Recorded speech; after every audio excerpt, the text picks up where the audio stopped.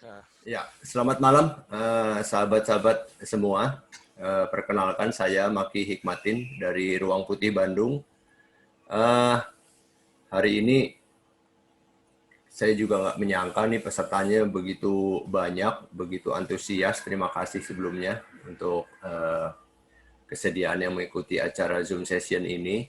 Jadi awal mulanya adalah banyak, mungkin bagi yang belum tahu, Ruang Putih Bandung itu tempat komunitas musik di Bandung, salah satu komunitas musik di Bandung, dan kita sudah berjalan 10 tahun dan kebanyakan memang yang berkumpul di Ruang Putih Bandung itu musisi dari genre blues dan folk. Nah, kemarin ada beberapa teman yang menanyakan, Kang katanya, itu Mas Ciko itu temen Kang Maki katanya gitu, Cik. Jadi terus gue bilang iyalah, dia senior gue SMA, saya bilang. Jadi oh itu dong, kita boleh nggak kasih kasih wawasan mengenai hak cipta dan lain sebagainya gitu. Nah jadi ada beberapa, memang kebanyakan musisi di Ruang Putih itu menciptakan lagu-lagunya sendiri, dan biasanya merekamnya juga secara indie begitu. Jadi ya alhamdulillah Ciko bersedia untuk meluangkan waktunya sore hari ini, dan buat teman-teman semua nanti kita akan mendengarkan paparan dari Mas Ciko, dan setelah Mas Ciko selesai, nanti bagi teman yang ingin bertanya silahkan mengirimkan private chat terlebih dahulu ke host kita malam hari ini, Mary Jane.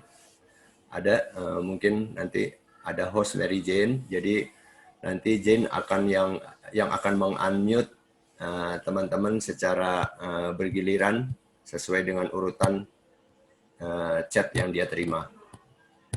Baik, sekali lagi selamat datang buat yang baru datang, salam kenal juga.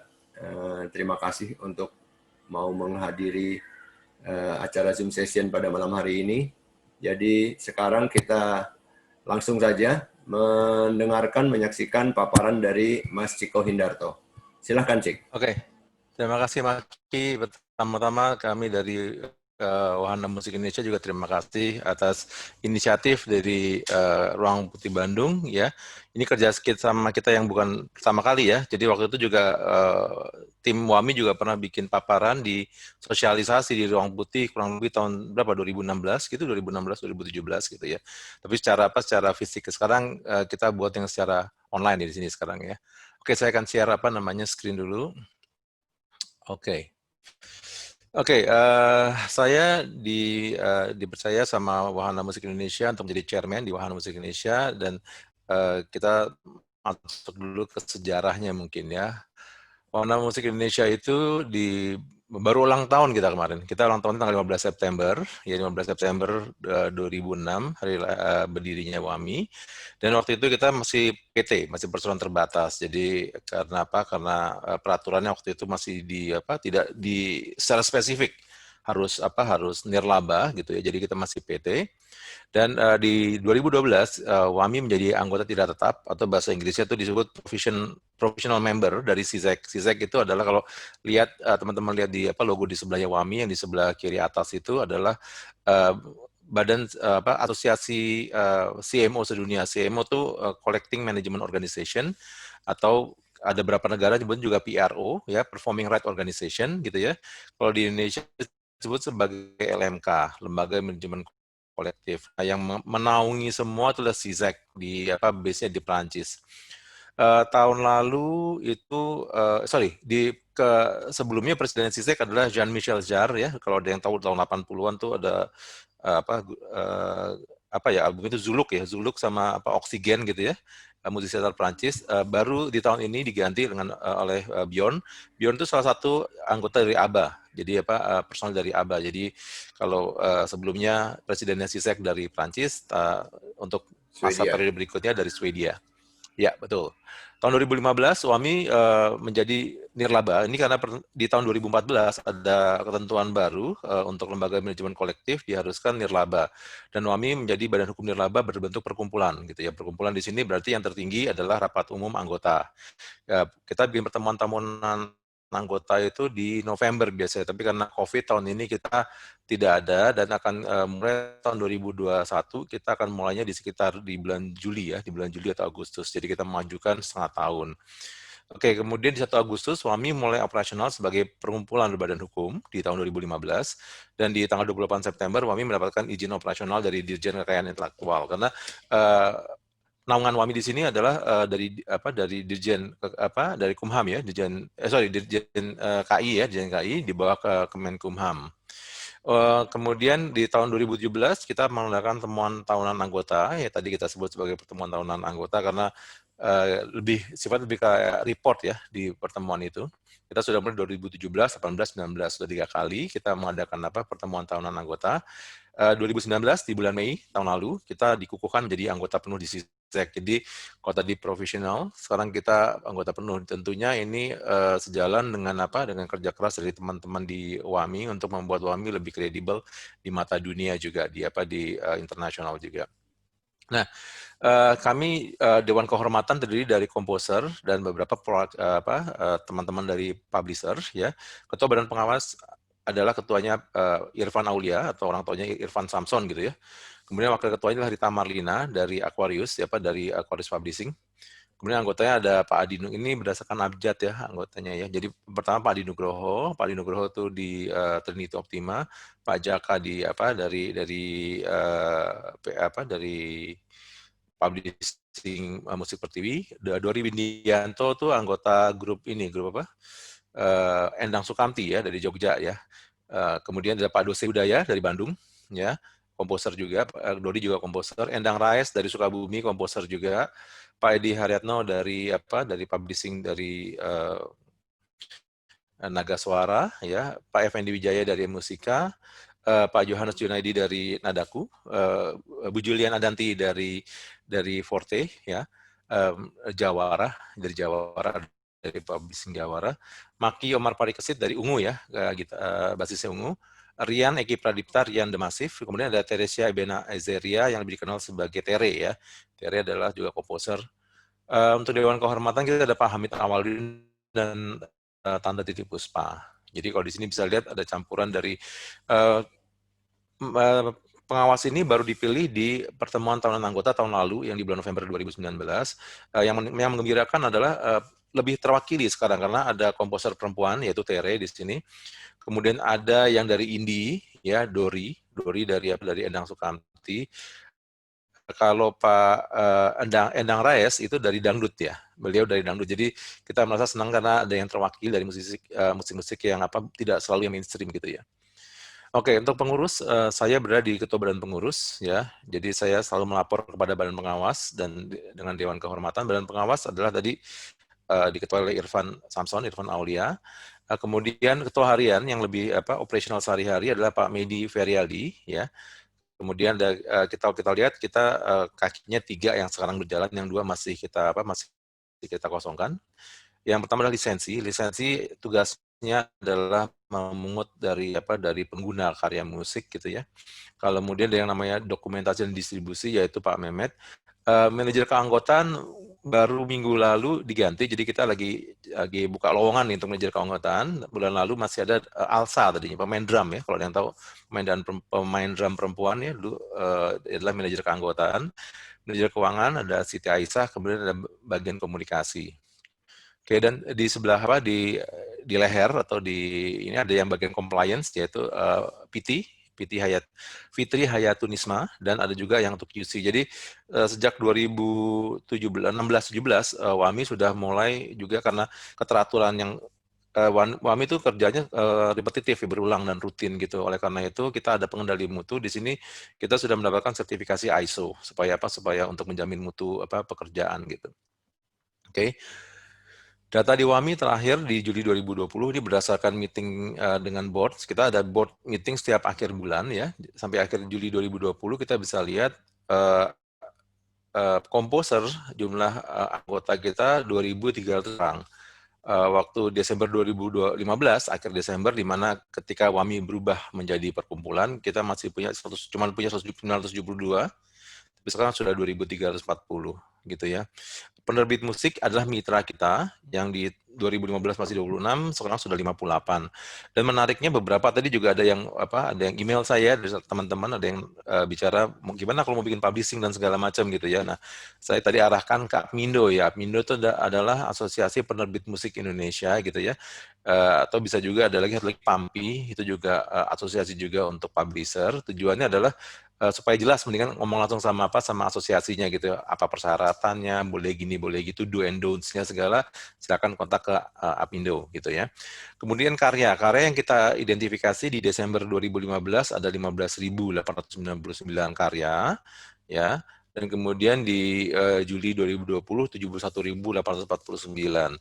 Karya ini adalah kerja keras untuk bagian dokumentasi dan distribusi ya. Kalau bisa lihat yang di bawah ini Pak Mehmet gitu ya. Karena dokumentasi itu sangat ribet ya kalau kita berpikir simple, nggak simple sama sekali. Dan dengan zaman digital ini yang namanya dokumentasi itu menjadi hal yang sangat krusial gitu ya. Jadi misalnya ada satu lagu gitu ya, komposernya namanya bisa lebih dari satu, bukan karena orangnya lain, tapi orangnya sama, tapi aliasnya yang banyak. Jadi kita juga mesti, misalnya aja ini siapa namanya, katakan aja Irfan lah, kita ngomong Irfan Aulia gitu kan ya, tapi orang nulisnya Irfan Samson gitu kan. Terus ada lagi yang misalnya Kakak Slang gitu kan, itu nama aliasnya ya. Kemudian ada juga lagu tuh yang terkadang orang lupa judul aslinya, tapi mereka ingat sama bagian pentingnya. Misalnya aja waktu itu pernah ada yang saya pernah nonton acara Beatles-Beatlesan gitu ya, dia nyanyi lagunya Beatles, judulnya Seventeen, dia bilang gitu. Saya nggak tahu lagunya Beatles Seventeen judulnya apa, nggak pernah denger ya, ternyata I Saw Her Standing There gitu. Tapi kan depannya When She Was Just 17, jadi menganggap dia lagunya Seventeen aja gitu. Jadi seringkali apa yang diupload gitu ya, itu seringkali nggak sama aslinya. Oleh karena itu mesti dibersihin terus data tuh ya. Dan ini adalah tugas yang tidak mudah gitu, karena kita ada ratusan ribu lagu yang mesti kita deteksi. Terkadang ada lagu yang kembar, ada lagu juga yang kadang-kadang juga terpisah-pisah. Oleh karena itu nanti kita juga sampaikan pentingnya yang namanya metadata ya. Jadi teman-teman komposer juga apalagi kalau menciptakannya lebih dari satu orang, mesti punya data waktu mendaftar ke WAMI, berapa persen bagiannya untuk tiap lagu. Ya katakan aja ada 2 orang atau 3 orang komposer untuk satu lagu itu berapa persen, apakah 50, 25, 25 gitu ya, atau 33 sepertiga dikali 3 gitu, itu kembali lagi ada kesepakatan dari para komposer kalau lebih dari satu ya. Oke, hari ini kita bicara mengenai hak-hak komposer gitu ya. Sebetulnya kata-katanya tuh seringkali disebut sebagai intellectual property. Nah, kita meminjam dari istilah property ya. Seperti yang kita tahu, properti itu adalah bangunan biasanya, harta berupa tanah atau bangunan, serta sarana dan prasarana yang merupakan bagian yang tidak terpisahkan dari tanah dan atau bangunan dimiliki gitu ya. Nah, ini analoginya begini aja. Misalnya teman-teman punya rumah gitu ya, punya rumah, kemudian ada orang datang. Orang itu datang, ini kan propertinya teman-teman nih ya, datang, kemudian main nginep aja gitu kan, main nginep aja nggak minta izin gitu kan ya, kesel pertama gitu kan. Wah ini orang nggak pakai izin gitu, rumah saya, bilang rumah saya gitu kan ya. Yang lebih parahnya lagi, orang itu bilang wah rumahnya enak ya gitu dalam hati dia, dan lokasinya strategis ya, orang banyak yang suka ya, sama dia dikontrakin habis itu, padahal bukan rumahnya dia gitu kan. Artinya si orang ini tadi mengambil manfaat ekonomi yang sebetulnya dimiliki oleh si pemilik rumah, yaitu si pemilik properti tadi. Nah, kalau kita analogikan dengan rumah, kita analogikan dengan karya, gitu sama juga. Ketika seorang memiliki karya, kemudian karya itu dipakai sama orang lain tanpa izin, gitu ya, bahkan yang lebih parah lagi dikomersialisasikan tanpa izin, tentunya yang akan dirugikan adalah si komposer tadi. Jadi saya menggunakan jembatan properti ini karena supaya tangible ya, supaya berwujud gitu ya. Karena karya lagu dan karya pikir itu semua adalah sesuatu yang sifatnya intangible. Nah, satu hal yang mesti diingat, kalau untuk karya lagu, menurut peraturannya itu tidak perlu didaftarkan, beda sama paten ataupun juga logo dan segala macam. Jadi begitu Anda sudah sudah mengumumkan gitu ya, katakan teman-teman kompos lagu, kemudian Anda main katakan di YouTube gitu misalnya, atau Anda kemudian datang ke radio, kan Anda main gitu ya, itu udah dianggap sebagai sudah diklaim punya Anda, jadi nggak perlu didaftarkan gitu ya. Nah ini yang jadi kerepotan buat WAMI terus terang sih.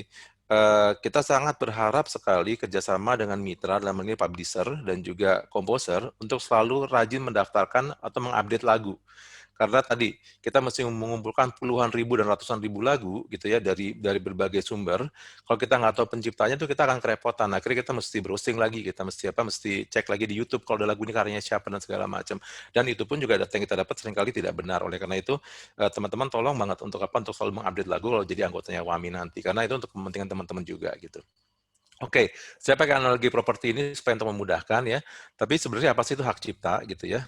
Hak cipta ini karena tadi saya bilang intangible ya. Hak cipta tuh mesti ada karyanya. Jadi kalau kita misalnya apa? Misal tadi nyanyi ya waktu kita hasil rekaman, misalnya teman-teman nggak gitu apa tidak begitu fasih dalam menulis notasi gitu ya, tapi dinyanyikan langsung main kunci, dinyanyikan lirik dipakai gitu segala. Nah itu sudah dianggap sebagai udah ada bentuknya. Bentuknya dalam hal ini walaupun intangible berupa lagu, tapi sudah ada karyanya. Jadi yang kita tidak bisa itu adalah ketika karya itu masih di awang-awang, dalam artian masih di ide kita. Nah, ketika belum dijadikan karya dinyanyikan atau kemudian juga direkam dan segala macam, itu dianggap masih ide. Jadi nggak bisa kita misalnya gini, orang lagunya terkenal gitu ya. Terus saya kata orang itu saya bilang, ide saya nih. Nggak bisa karena kita nggak punya buktinya, bukti otentiknya gitu ya. Nah, perlu ada apa? Perlu ada hal-hal yang sifatnya dokumentasi. Dokumentasi tidak harus selalu tertulis, tapi bisa juga dalam bentuk rekaman, gitu ya. Apalagi sekarang dengan adanya apa? Dengan ada kemajuan teknologi, Anda bisa merekam di mana aja di laptop dan segala macam, simpan di situ dan kalau perlu ya. Yang pasti jangan sampai bocor ke yang lain karena kalau begitu ada orang bocor dia mengaku, nah itu Anda akan kalah karena dia mengklaim duluan gitu ya. Nah itu akan repot nanti di apa di urusan legalnya. Oke, kalau kita bagi hak cipta, ada cakupannya dua. Kita ngomong cakupan dulu ya. Ada hak ekonomi dan hak moral. Hak ekonomi ini adalah hak-hak yang memberikan pemilik ini apa namanya ganjaran finansial. Jadi ada reward finansial atas penggunaan karya-karya mereka oleh pihak-pihak lain. Jadi misalnya ada teman-teman yang ngarang lagu, kemudian lagu itu dinyanyikan sama penyanyi siapa gitu ya. Karena belum tentu si penyanyi yang terkenal dengan lagu tersebut dia adalah mengarang ya. Bisa jadi dia terkenal karena karya seseorang gitu ya. Nah ini si komposer punya hak ekonomi di situ. Nanti saya di bawah ntar ada 3 hak apa ekonomi ya yang kita akan bahas. Yang kedua adalah hak moral. Hak moral ini sebetulnya uh, tidak ada unsur ekonomisnya, tapi kita idealnya dia hak moral itu bicara mengenai idealnya bagaimana ketika kita menyanyikan karya atau menampilkan di audio dan visual apa ada visualnya gitu ya waktu menuliskan nama pencipta itu harus hati-hati benar harus dituliskan dalam pengertian apa tuh sebagai hak moral itu adalah karena karya itu melekat pada si komposer gitu ya hak moral itu melekat pada komposer kayak anaknya gitu ya. Nah, seringkali kita lihat di media massa gitu ya untuk menyingkat gitu ya daripada nyari-nyari si komposernya susah karena komposer seringkali kalah kalah tenar sama penyanyinya ya. Jadi seringkali dipasangnya adalah lagu X gitu ya dipopulerkan oleh penyanyi ini. Sebenarnya keliru ya, mestinya mesti dicari siapa komposernya gitu. Lagu X gitu ya, di komposernya siapa mesti ditulis. Itulah hak moral. Nah, kalau hak ekonomi ada umurnya.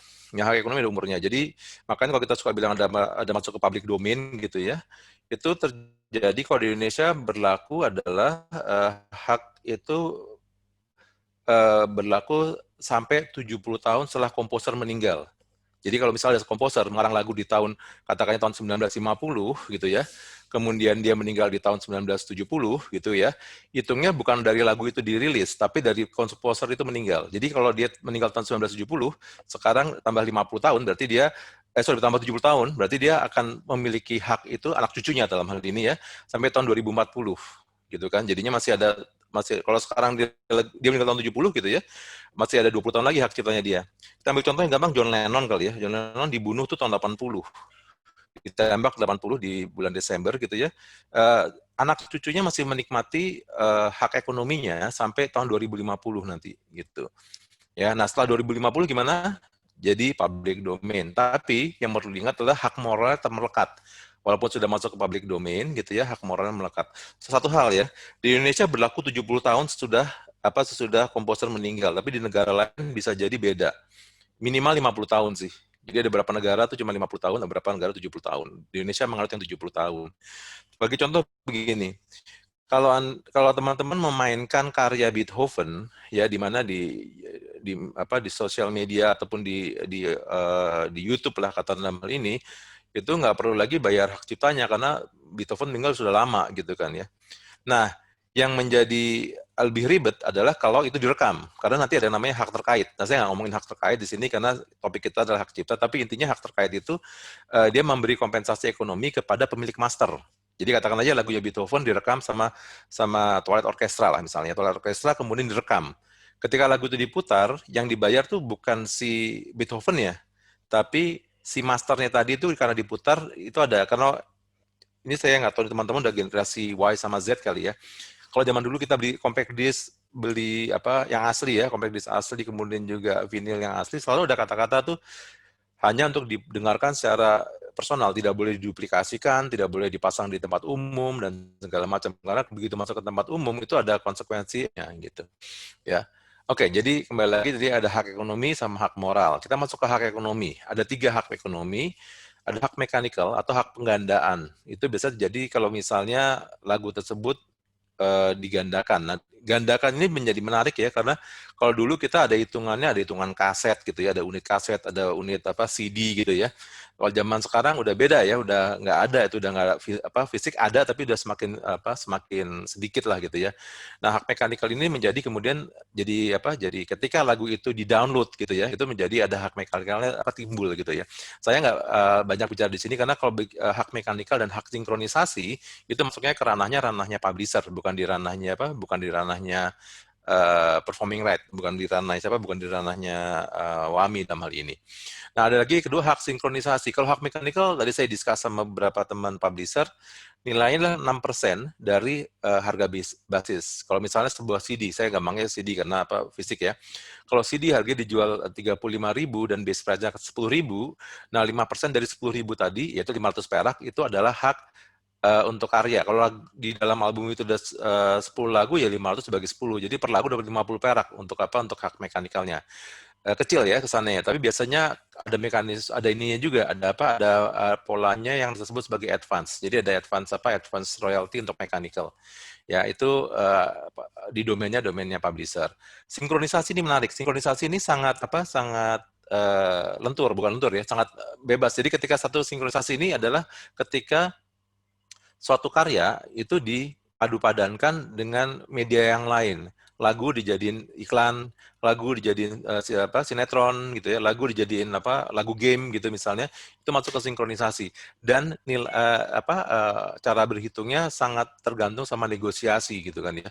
Sekarang kalau saya sebuah karya dipakai untuk film yang indie lah, film yang nggak yang tidak dipasang di jalur yang mainstream film gitu ya.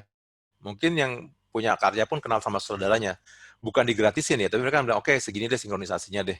Tapi begitu film itu masuk ke film box office atau bahkan film dunia gitu ya, itu ada hitungan yang lain lagi. Jadi sinkronisasi ini standarnya beda sama mechanical. Kalau mechanical ada persentasenya tadi ya. Kalau sinkronisasi tidak ada, jadi dia tergantung negosiasi. Ya, kembali lagi biasanya ada yang menentukan, misalnya kalau lagunya dipakai untuk iklannya produknya produk terkenal gitu ya, dia sinkronisasi bisa lebih mahal gitu kan. Oke, kembali lagi saya tidak bisa bicara di 1 sama 2 karena itu adalah masuk ke ranahnya publisher ya. Oke, yang ketiga adalah hak pengumuman. Di antara 3 hak ini sebetulnya yang paling kecil itu adalah performing right sebetulnya secara matematikanya ya. Karena gini, di performing right ini ketika katakan aja restoran. Restoran itu hitungannya per kursi. Per kursi 12.000 nggak salah untuk cipta dan terkait. Jadi cipta 6.000, terkaitnya 6.000. Jadi total 12.000. Sekarang kalau misalnya udah satu restoran udah 100 gitu ya, berarti bayarnya dia akan 12.000 dikali 100. Berarti sekitar berapa tuh?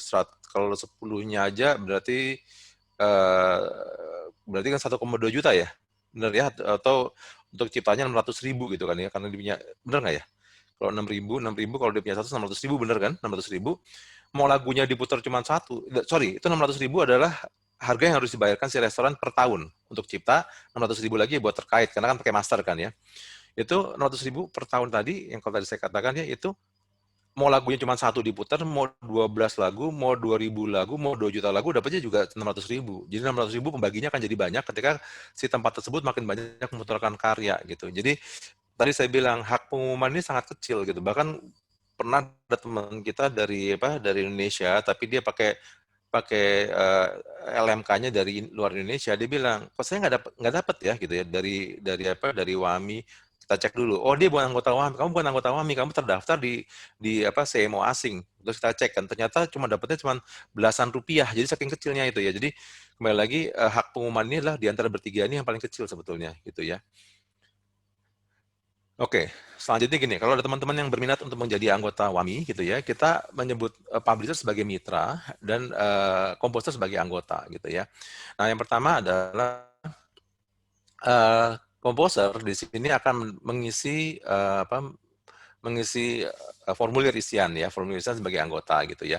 Nah, ada perubahan beberapa tahun belakangan ini. Kalau dulu bentuknya antara WAMI dengan komposer adalah perjanjian. Tapi sekarang sudah tidak lagi. Sekarang bentuknya adalah pemberian mandat. Jadi komposer memberi mandat kepada WAMI gitu ya. Kalau itu saya gambarnya yang di bawah yang biru ya, itu yang untuk komposer. Ketika sudah mengisi isian ke WAMI, kemudian WAMI dan komposer memberikan mandat, bentuknya adalah tertulis, dan khusus untuk komposer akan dapat ID card. Dapat IP number. IP number itu kayak nomor NIK atau nomor KTP-nya komposer. Kenapa? Karena kembali lagi tadi WAMI sudah anggota CISEC, jadi ketika karya komposer tersebut dimainkan katakan di Jepang gitu ya, atau di negara luar Indonesia yang lainnya gitu ya, itu IPI-nya udah jelas. Oh, ini anggotanya WAMI, bayarnya ke WAMI nanti dia gitu. Yang mungut mungkin Jasrak di Jepang, Komka di Korea, atau mungkin Sabam di Belgia gitu ya, atau APRA di Australia, begitu dilihat IPI-nya adalah orang Indonesia, dia akan bayarnya ke WAMI nanti gitu.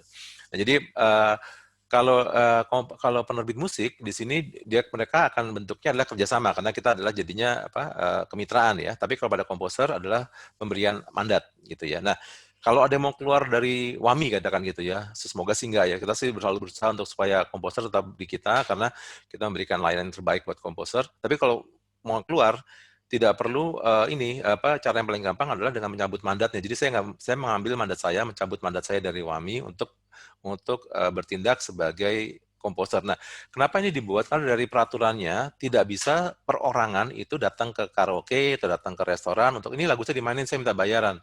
Nggak bisa. Jadi untuk memudahkan juga pembayaran para user, itu dia akan membayarnya ke LMK. Nanti kita lihat juga bahwa di tahun 2014 sudah lembaga manajemen kolektif nasional. Gimana kalau pembayaran, ntar kita lihat di slide berikutnya, gitu ya. Nah, data yang masuk, jadi ada dua data yang ini pertama adalah pendaftaran si komposernya, dan kemudian adalah karyanya. Nah, karya itu kan masuk ke dokumentasi ya, dokumentasi karya. Nanti akan di-matchingin ketika dimainkan atau digunakan gitu ya. Nah, kalau kita bisa lihat di sini ya, ada juga panah yang bolak-balik antara penerbit musik dan komposer. Kami sangat menghimbau teman-teman komposer untuk juga mendaftarkan lagunya di penerbit musik. Terserah yang mana aja. Jadi tidak ada mau yang anggota WAMI, tadi kita bilang ya, anggota WAMI itu anggota WAMI ada 2.340 komposer, penerbit musik ada 58 sekarang. Jadi mau salah satu dari 58 itu silahkan. Atau ketika ada yang bilang, saya mau bikin publisher sendiri, silahkan aja gitu kan ya. Tapi tolong juga ingat ya, kalau bikin itu kita mesti juga ada semacam visibility study-nya gitu ya.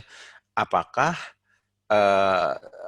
visible gitu ya, karena tak khawatirnya adalah bukan bikinnya, khawatirnya kalau di publisher, khawatirnya adalah meliharanya. Apakah kita bisa menjual lagu tersebut? Kalau publisher tuh, kalau saya analogikan seperti manajer karya gitu ya. Kalau manajer band kan dia memanage si bandnya ya. Kalau publisher tuh kayak memanajeri karya ya. Nah, satu hal lagi, dimungkinkan tapi akan lebih repot adalah gini. Kalau si komposer, oke, saya punya 20 lagu ya, 3 lagu saya taruh di publisher A ya, 4 lagu taruh di publisher B, boleh sebenarnya, tapi akan repot nantinya. Tapi kalau di WAMI atau LMK, dia cuma boleh satu. Nggak bisa, kalau saya sudah di WAMI, saya di LMK lain yang nggak bisa. Ya, kalau ke penerbit musik dimungkinkan, tapi disarankan sebenarnya di satu penerbit juga. Supaya kenapa? Supaya rekonsiliasi datanya juga mudah gitu buat WAMI gitu. Karena gini, kenapa kita mengharap komposer, menghimbau komposer bergabung sama penerbit musik, terus terang yang menjadi masalah adalah data gitu ya. Kita lebih gampang mengejar 58 penerbit musik bandingin 2.940 tadi komposer. Ada lagu baru itu kan perlu diupdate ya. Terkadang komposer kan merasa sebagai seniman lah ya, setelah ngarang lagu ini ditayangkan ngetop dan segala macam, dia lupa ngedaftar ke WAMI. Bukan WAMI kemudian juga mengacuhkan, tidak, tapi WAMI juga tetap akan mencari, oh ini karyanya si ini. Walaupun si komposer tidak mendaftarkan, kita juga mencoba cari juga, karena apalagi kalau lagunya hits ya, khawatirnya kan jadinya nggak kebagian hak ekonominya secara secara performing right-nya gitu. Ini pendaftarannya. Jadi nanti WAMI itu akan menerima pendaftaran dari komposer dan data juga dari publisher. Jadi untuk dicocokkan juga nantinya. Kenapa? Nanti kita lihat waktu distribusi. Oke. Nah, penginian data karya itu bisa dari si komposer kepada siapa? Kepada WAMI langsung, tapi juga komposer perlu menyampaikan kepada penerbit musik gitu ya. Dan nanti penerbit musik juga ini gambarnya simple ya, tapi pada pelaksanaannya nggak simple. Bisa jadi penerbit musik mendaftarkan, komposer nggak mendaftarkan. Akhirnya kita mesti adjust lagi nanti di dokumentasinya. Terkadang kita mesti kejar juga si komposer, bener nggak di karya kamu gitu ya. Yang paling parah sih biasanya kalau komposernya nggak ngedaftarin, penerbit musiknya nggak ngedaftarin, tahu-tahu lagu itu hits gitu kan ya. Karena sekarang kita ngomong hits itu nggak nunggu mingguan bulanan, bisa jadi dalam hitungan hari bisa jadi hit gitu kan ya. Begitu orang pada suka bisa langsung naik gitu ya. Oke, ini penginian kami sangat mengharap juga secara bertahap setiap dan secara tertib gitu ya, komposer melaporkan karyanya kepada WAMI gitu ya, supaya kita bisa masukin ke data gitu ya. Karena kita nggak pernah tahu juga, mungkin lagu kita kayak contohnya ini ya, nanti kita lihat di bagian terakhir, WAMI itu punya beberapa waktu untuk distribusi. Ya, distribusi itu ada berdasarkan kategori, nanti kita lihat ya. Kategori general itu bisa jadi yang mendapatkan nilai besar ketika di digital nggak dapat besar malah. Jadi memang kulturnya beda ya. Seperti halnya kalau kita seperti kayak sosial media lah ya. Pasti karakternya orang yang di Twitter beda sama yang di Instagram, beda sama yang di Facebook gitu ya. Sama juga sama pendengar musik juga. Untuk mereka yang di general dapatnya besar, general itu adalah non digital sama non konser. Nanti kita kembali ke sana ya di slide terakhir. Itu dia dapatnya besar, tapi dia bilang kok saya di digital dikit ya. Bisa jadi orang yang digital behaviornya lain, dia dengerin hal-hal yang beda sama yang general. Jadi ininya beda gitu apa namanya karakternya. Di pengertian data karya. Jadi flow-nya seperti ini ya. Nah, ini agak ribet tapi kita coba buat sesingkat mungkin ya. Tata kelola pemungutan. Tadi kalau kembali ada yang bagian lagi ya. Nah, di tahun 2014 ada LMKN, Lembaga Manajemen Kolektif Nasional. Saat ini kita ada ada 3 LMK ya, kita bisa bilang WAMI, KCI, sama RAI. Kembali lagi tadi, komposer harus eksklusif mau di WAMI, mau di KCI, atau mau di RAI, mau di LMK A, B, atau C, gitu ya. Nah, kemudian karena LMKN juga membutuhkan orang operasional, ada yang namanya KP3R. Ya, KP3R itu adalah koordinator ya, koordinator pemungut, penghimpun, dan pendistribusi royalti. Jadi mereka adalah yang akan menagih, yang membuat tagihan invoice gitu ya kepada pengguna. Pengguna di sini misalnya restoran, supermarket, toko, kafe gitu ya, bioskop, karaoke, maskapai penerbangan, banyak lah ya tuh. Kita akan membuat invoice. Nah, pembayaran satu pintu, tapi pembayaran tidak kepada LMK A, B, atau C, tapi ke LMKN.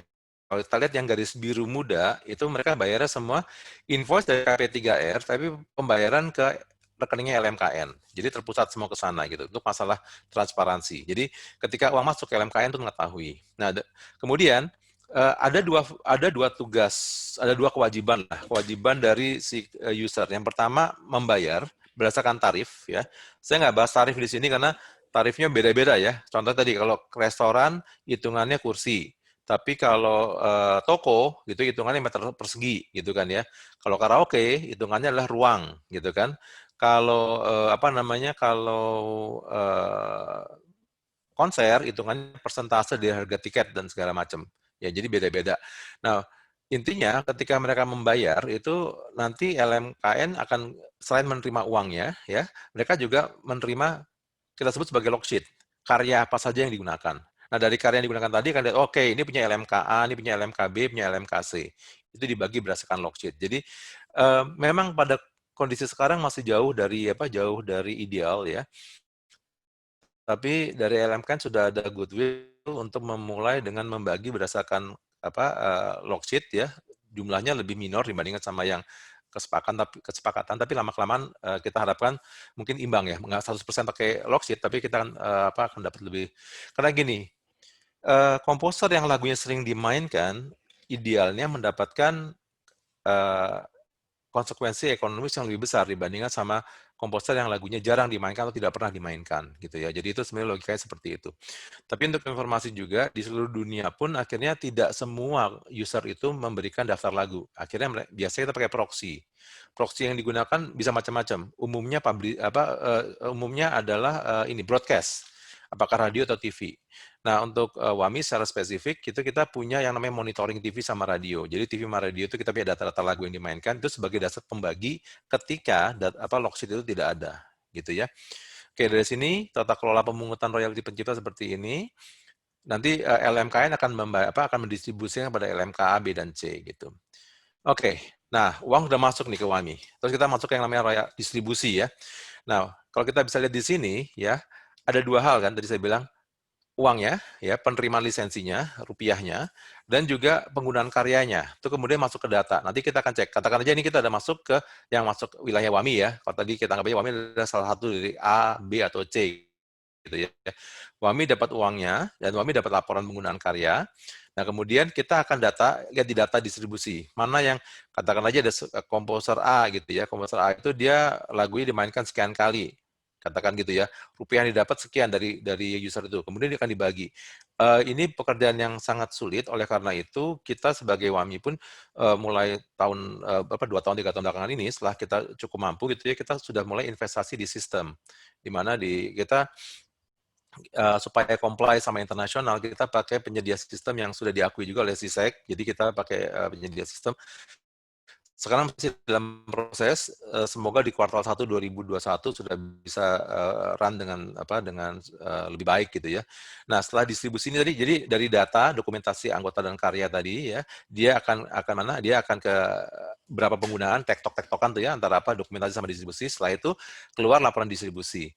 Laporan distribusi itu akan masuk ke keuangan, ya, ke keuangan, kemudian dari keuangan akan kemudian membayar kepada si komposer, gitu ya, dan kepada mitra, dalam hal ini penerbit musik. Nanti kita akan masuk, nah, kemudian dari bagian keanggotaan akan menyampaikan kepada komposer dan penerbit musik, kita melakukan distribusi pada bulan ini tanggal sekian, ini laporannya gitu kan. Jadi bukan cuma kalau laporan dan pembayaran dari pihak keuangan dan juga distribusi, kalau keanggotaan cuma menginfo. Jadi sudah terima belum? Atau misalnya ini yang sering terjadi juga, rekeningnya nggak cocok gitu, uangnya mental gitu kan ya. Nah, yang jadi masalah seringkali si komposer diteleponin juga susah gitu kan ya. Ditelepon susah, dihubungi susah. Nah, itu yang jadi masalah buat kita karena kita tidak nyaman memegang dananya orang gitu ya, karena kita mesti mendistribusikan habis. Reputasi kita akan tidak bagus ketika beberapa dana yang mesti ditransferkan ketolak gitu. Makanya saya sangat mengharap sekali selain mengupdate mengenai karya dan segala macam, juga kalau ada perubahan alamat, nomor telepon, nomor rekening gitu ya, itu tolong diinformasikan juga supaya kita bisa mendistribusikan semua gitu ya. Nah, ada yang mungkin bertanya kenapa 50-50? Itu juga berdasarkan regulasi secara dari best practice dari CISEC. Jadi 50% ya, kita masuk ke berikutnya ya. Sorry. Kita masuk berikutnya ya. Nah, WAMI akan membayarkan kepada komposer, katakan ada 100 perak lah gitu ya. Oke, sebelum masuk ke sini saya mungkin informasi sedikit. WAMI dapatnya berapa ya? Uang WAMI dari mana ya? Nah, uang WAMI itu berdasarkan peraturan adalah 20% maksimal ya dari uang yang didistribusikan. Misalnya WAMI ada uang 1 miliar, WAMI punya uang 200 juta untuk operasional kantor, beli sistem penggajian dan segala macam. Itu adalah 200 jutanya. Yang 800 jutanya dibagikan pada komposer habis, gitu kan.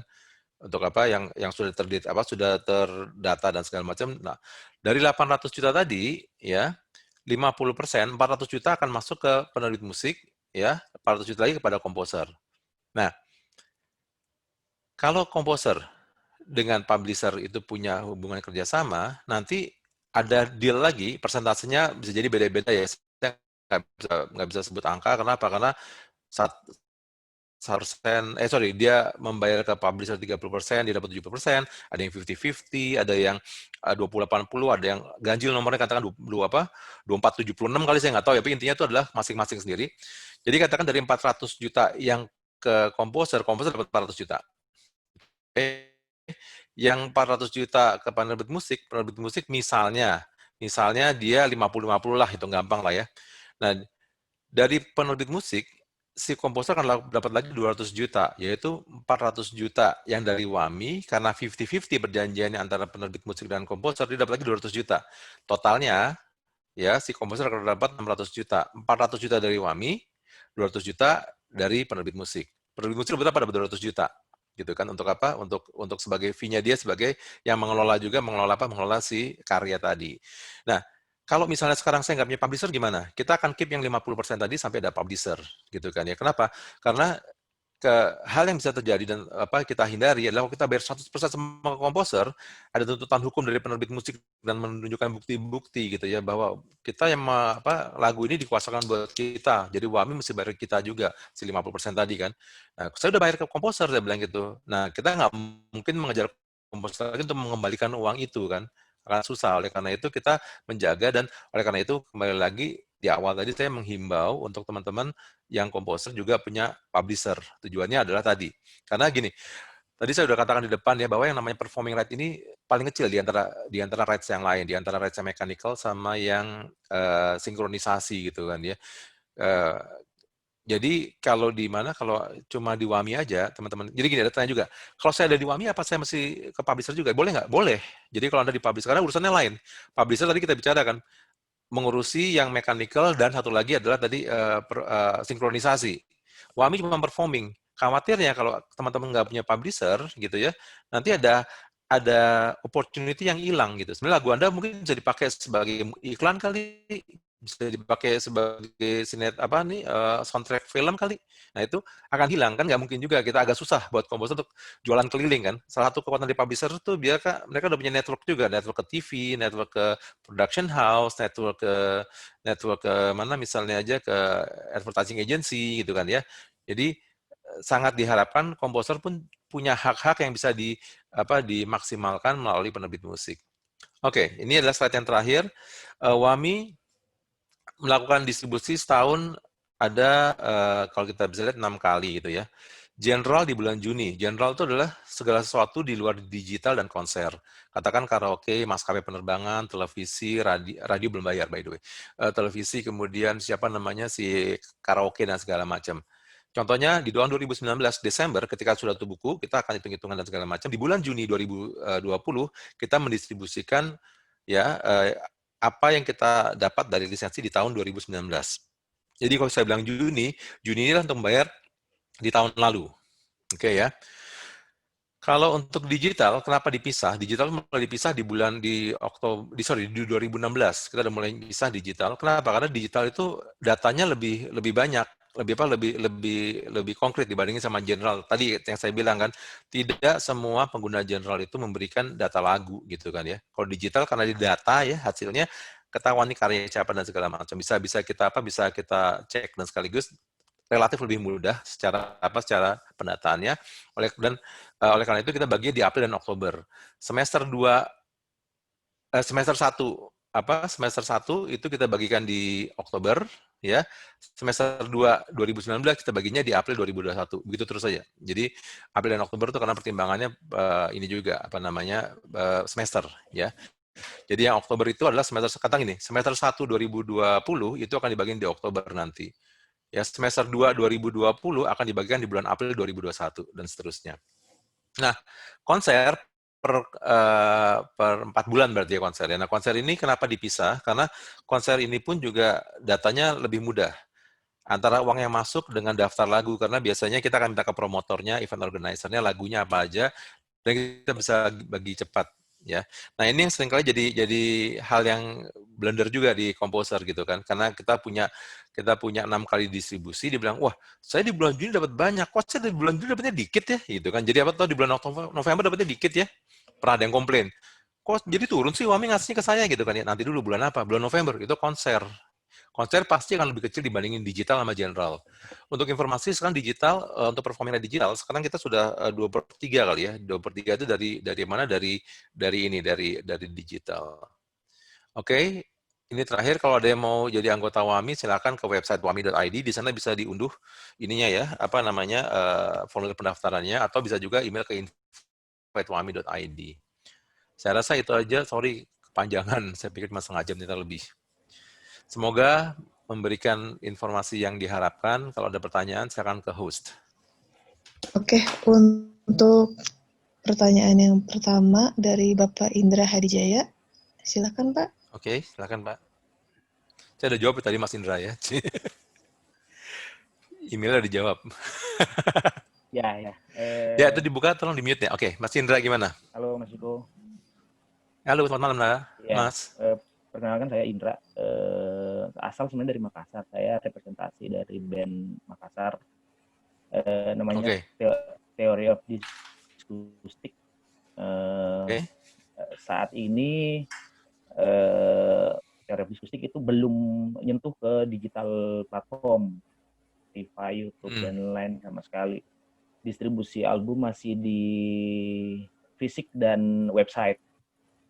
Sebenarnya karena di Makassar kami itu rata-rata teman-teman musisi itu hanya mendaftarkan di agregator untuk distribusi digital.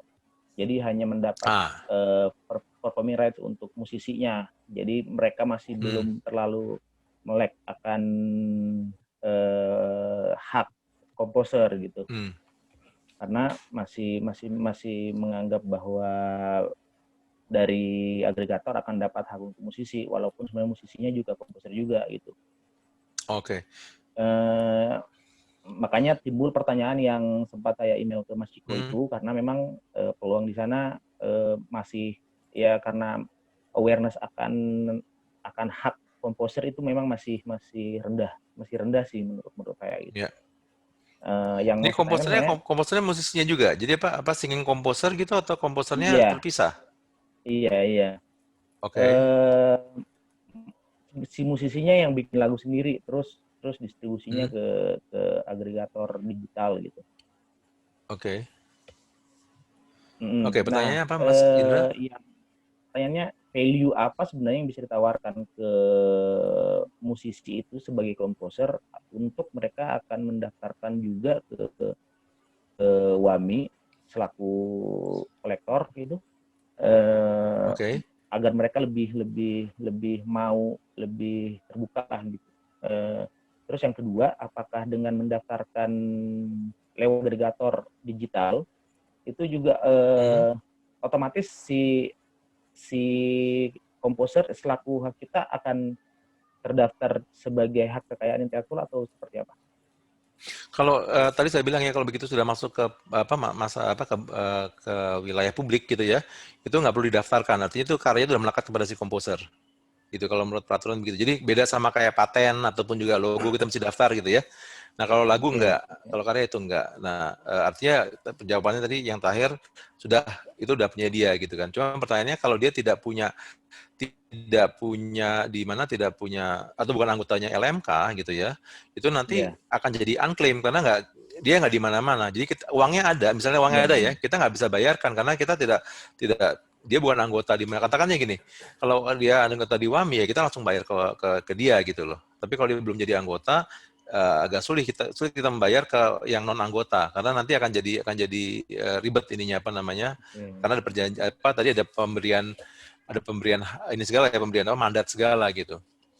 Jadi intinya adalah disarankan sekali untuk semua komposer mendaftarkan diri di LMK. Terserah. Jadi saya di sini sebagai WAMI tidak harus di WAMI ya.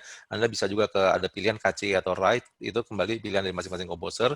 Tapi ada satu lagi tadi, ada satu yang Mas Indra sampaikan juga, musisi ya. Jadi ada lagi Presindo ya. Presindo itu adalah untuk penampil. Jadi bisa aja sekarang satu band gitu ya.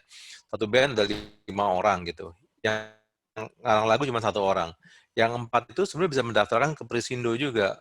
Karena mereka akan dapatnya nanti namanya performer, bukan performing rights, tapi performer rights sebagai penampil di rekaman itu.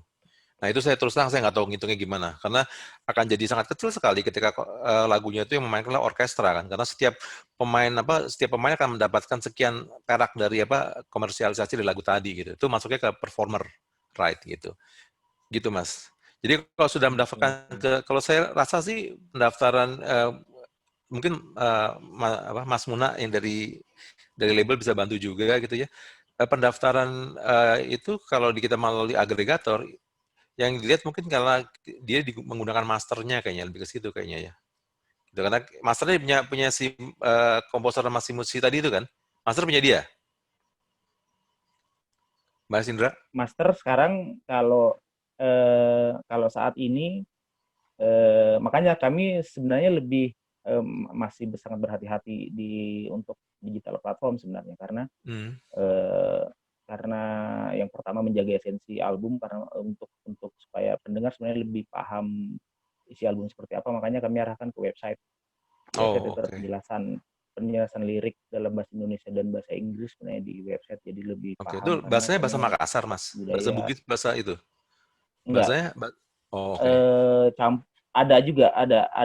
Jadi untuk lebih paham akan makna lagunya sebenarnya karena terus yang kedua di skena musik sebenarnya kan teman-teman band lain tuh banyak yang seperti itu, yang jadinya mereka daftar lewat agregator untuk digital platform gitu. Kalau di saya masih agak kurang apa gitu ya. Apakah yang tadi yang saya tanyakan, apakah itu melekat secara otomatis, artinya mereka akan dapat hak ekonomi secara otomatis untuk komposer jika lewat agregator, atau harus didaftarkan lagi ke LMK gitu Ya, atau ke kembali publisher. lagi tadi, ya ininya lain ya Mas, haknya lain-lain itu. Makanya tadi sebenarnya Iya. kenapa kita juga mengharap teman-teman bergabung dengan publisher gitu ya, karena ada hak-hak yang tidak bisa diberikan ke WAMI, yaitu dalam hal ini adalah penggandaan dari duplikasi ataupun mechanical dengan sinkronisasi gitu kan ya. Nah itu kalau saya lihat sih lebih kepada masternya, karena jadi dia kan dapat rupiah dari lagu itu download ataupun juga di streaming ya. Jadi lebih kepada masternya kayaknya. Jadi performingnya belum dapat kali ya. Mungkin ya. Jadi itu ada lagi rupiah. Kembali lagi ya, mungkin nggak besar, tapi ada gitu. Jadi, satu lagi, di WAMI ini kita, teman-teman kalau mau daftar, kita nggak menarik bayaran apapun. Jadi memang daftarnya free gitu ya. Tapi selama beberapa tahun ini, kita memberlakukan yang namanya minimum payment ya. Saya nggak tahu sampai kapan, tapi sampai saat ini minimum payment yaitu 500.000 Mas. Ya emang kecil ya. Tapi gini, itu kita berikan kepada komposer yang nggak kedetek sama sekali karyanya Mas. Kita dari 2000, kalau bisa dibilang dari 2.300 orang tadi, itu yang karyanya terdetek mungkin cuma 600 kali Mas gitu Mas. Yang 1.800 itu kita cari di mana nggak ada lagunya gitu ya. Bisa jadi nggak didaftarin juga, siapa tahu lupa gitu ya. Nah, tapi itu kita mengkompensasi dengan si 500.000 tadi itu yang didistribusikan di bulan Juni, di sama-sama general itu, Mas. Gitu. Nah, itu untuk mengkompensasi. Jadi, ketika ada yang dapat cuma 300.000, kita bayar 500.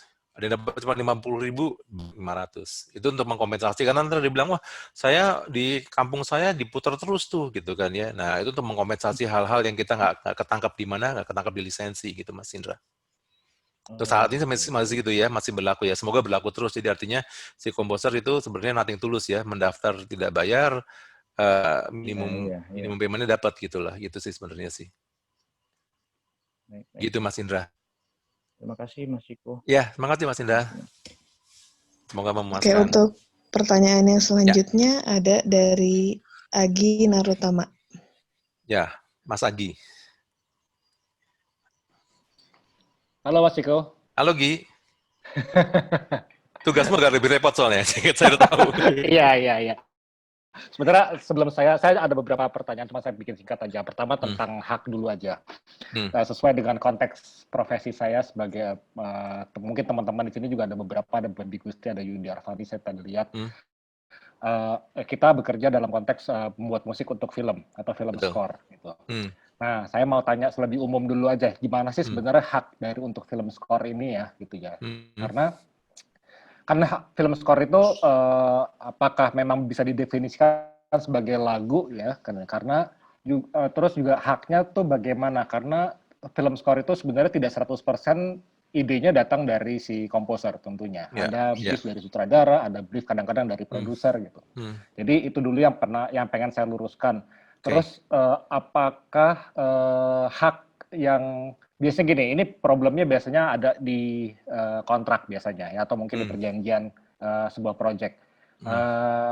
Sebenarnya apakah kita berhak untuk juga mengklaim bahwa sebenarnya hak cipta untuk film score ini ada di kita gitu, jadi bukan di pihak yang membiayai. Itu dalam hal ini mungkin produser film ya. Itu adalah pertanyaan saya pertama, gimana haknya sebenarnya untuk film score ini. Yang kedua mungkin lebih tanya Wami gitu, apakah kalau begitu apakah film score ini juga bisa didaftarkan gitu ya di Wami, terus mekanismenya gimana gitu, dan apakah juga nanti termasuk OTT gitu, sekarang juga ada termasuk di dalam pengawasan Wami juga apa gimana gitu Mas. Itu aja sih. Makasih. Oke, makasih Gi. Ya, yang pertama memang film agak unik ya. Kenapa uniknya? Karena film itu dia banyak sekali intellectual property di situ. Makanya film tuh dia kayaknya pay for play ya, bikin lagu dibayar habis gitu kan ya. Karena kalau kita bisa bilang di film itu bukan cuma lagu loh, ada wardrobe, ada mungkin efek, itu kan ada ide kreatifnya juga ya, ada ini, makanya mereka biasanya ditutup di kontrak. Tapi kalau untuk karya, spesifik karya, sangat diharapkan teman-teman yang membuat musik untuk film ataupun juga sinetron ataupun juga yang lain itu ya, untuk memiliki Q-sheet. Nah, Q-sheet itulah sebagai bagian untuk Q-sheet tadi yang didaftarkan. Kalau tadi yang didaftarkan karya, kalau misalnya komposer ya, daftarkan karya. Kalau ini didaftarkan Q-sheet-nya gitu. Karena kita juga sekarang masih dalam perjanjian untuk beberapa streaming ya, film ya, katakan aja kayak Disney ini ya. Ya Disney Disney kan juga masuk Indonesia sekarang ya, bisa ada Netflix dan segala macam. Itu ketika mereka membayar, kita ngedistribusinya berdasarkan Q-sheet sebenarnya. Jadi kembali lagi, waktu dia masuk ke wilayah yang namanya si produser film akan mendapatkan kompensasi dari si OTT gitu kan ya. Tapi ada juga haknya si komposer ketika lagu itu ditayangkan di publik. Dalam hal ini ketika ditayangkan di TV, ketika ditayangkan di bioskop bahkan gitu ya, itu ada hak performingnya. Hak performing itu akan kembali kepada si komposer. Terlepas dia sudah dibayar habis sama si produser, yang dibayar sama produser adalah ketika lagu itu dimasukkan di bundle jadi film gitu kan. Ketika film itu diputar, rupiahnya semua masuk ke ini, semua rupiahnya masuknya ke produser. Tapi begitu ditayangkan, ada rupiah yang masuk ke si komposer juga, atau dalam hal ini si musik illustrator ya dalam hal ini ya. Ini terjadinya gini, ini contoh aja nih almarhum Idris Sardi itu bikin banyak sekali filmnya kan. Nah itu dia yang hafal cuma dia sendiri. Oh, lagu yang ini di film ini, scene ini dan segala macam. Begitu beliau berpulang, agak susah buat si ahli warisnya untuk mengetahui ini karyanya yang mana nih gitu. Jadi makanya juga kerapian mencatat Q-sheet untuk film itu jadi penting, karena itu adalah bagian daripada kita untuk mengklaim ini loh punya Agi Narutama gitu loh. Ini ada Q-sheet-nya nih, film ini. Bisa jadi juga di film itu katakan film contohnya waktu saya datang ke acaranya Agi kan Gundala gitu kan. Di Gundala kan Agi nggak sendirian, ada Bambi, ada yang lain juga gitu kan. Nah itu juga pembagiannya gimana mesti jelas tuh. Yang film lagu ini nih Bambi nih, lagu ini nih saya berdua Bambi, persentase mesti diputusin juga gitu. Ketika Q-sheet-nya datang kembali kepada Wami, itu akan masuk ke database gitu kan. Karena ada kemungkinan ada kemungkinan ya beberapa bagian film, beberapa bagian lagu itu dipakai untuk urusan yang lain. Ya kita nggak tahu juga kan. Tentu lagu ini dipakai untuk backsoundnya acara misalnya mengupas film, itu kan lagunya Agi gitu kan. Kita nggak bisa, ketika lagu itu tidak terdaftar, kita tidak bisa tidak bisa mengklaim jadinya gitu. Nah ini yang jadi menarik juga sih, karena TV pun juga menganggap kalau kita mesti bayar kemana, bayar ke LMK itu karena kalau kita misalnya ada acara live, katakan aja ada acara variety show lah gitu ya. Padahal yang namanya background, yang namanya opening tunes, iklan ya. Iklan pun juga dapat sebenarnya sih. Kenapa? Karena iklan itu kan ada musiknya kan. Ya. Nah, dapatnya berapa ya? Dapatnya tadi, kalau tadi saya bilang kalau di TV itu dia bayarnya 0, sekian persen dari pendapatan iklan. Nah, itu nanti kalau lagunya mau ada jutaan lagu ya dibagi berapa juta lagu itu gitu sih. Nah, itu ada bagian kecil yang untuk si pengiklan tadi gitu. Jadi artinya tetap ada hak waktu ketika dia masuk ke wilayah publik ya, tersebut performing right bahasa Indonesia-nya agak lucu sih, yaitu pengumuman, hak mengumumkan. Oke. Kok berarti dalam hal ini berarti memang kalau hak sinkronisasi sebenarnya kan film skor ini kan lebih dimasuknya ke sinkronisasi hak sinkronisasi rights ya gitu ya. Ya. Makanya dibayar habis sama produser kan. Makanya Mas Iko tadi juga bilang bahwa mungkin Wami tidak terlalu involved di synchronization right tapi di performing rights gitu. Ya, performing rights aja. Jadi mungkin lebih saya luruskan pengen luruskan lagi aja. Berarti memang ya kita tetap juga punya hak ya, maksudnya si film komposer ini juga punya hak dalam karyanya ya gitu ya. Selama dia juga punya cue sheet ya yang sebagai buktinya gitu. Ya. Nah, apakah itu juga apakah dengan demikian itu harus minta izin juga kita sebagai pembuat lagu harus kelunuan ke produser lagi kah gitu, apa gimana tuh kalau kayak gitu biasanya? Apa sebenarnya tuh udah hak kita sih sebenarnya. Udah hak sih sebenarnya ya. Jadi kalau ketika lagu Star Wars diputar, John Williams akan terdapat gitu loh. Jadi yang dapat bukan si George Lucas-nya gitu loh. Betul. Karena dan bahkan orang kan seperti kayak si John Williams dengan Star Wars-nya, itu lagu kan dipakai bukan cuma di film doang akhirnya kan. Ada cosplay pakai baju Star Wars, lagunya Star Wars juga gitu kan. Nah, itu kan ada haknya si ini. Udah di luar dari haknya si siapa? Haknya si pembuat film itu kan sebenarnya kan. Jadi mesti melekat juga. Gitu, Gi. Ya. Siapa sih kok? Semoga menjawab. Pengen ngobrol lebih banyak sih, ntar abis ini deh kita. Kamu kan teman saya. Makasih Mas Iko. Thank you. Sama-sama, Gi. Thank you. Oke, ada pertanyaan selanjutnya dari Iwang Manuputi. Silakan Mas Iwang. Tes, cek. Ya, masuk. Oke. Masuk. Oke, sebentar.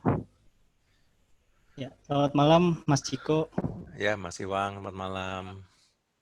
Saya mau tanya sih, sebenarnya tadi beberapa udah kejawab sih dari pemaparan yang udah disampaikan Mas Ciko.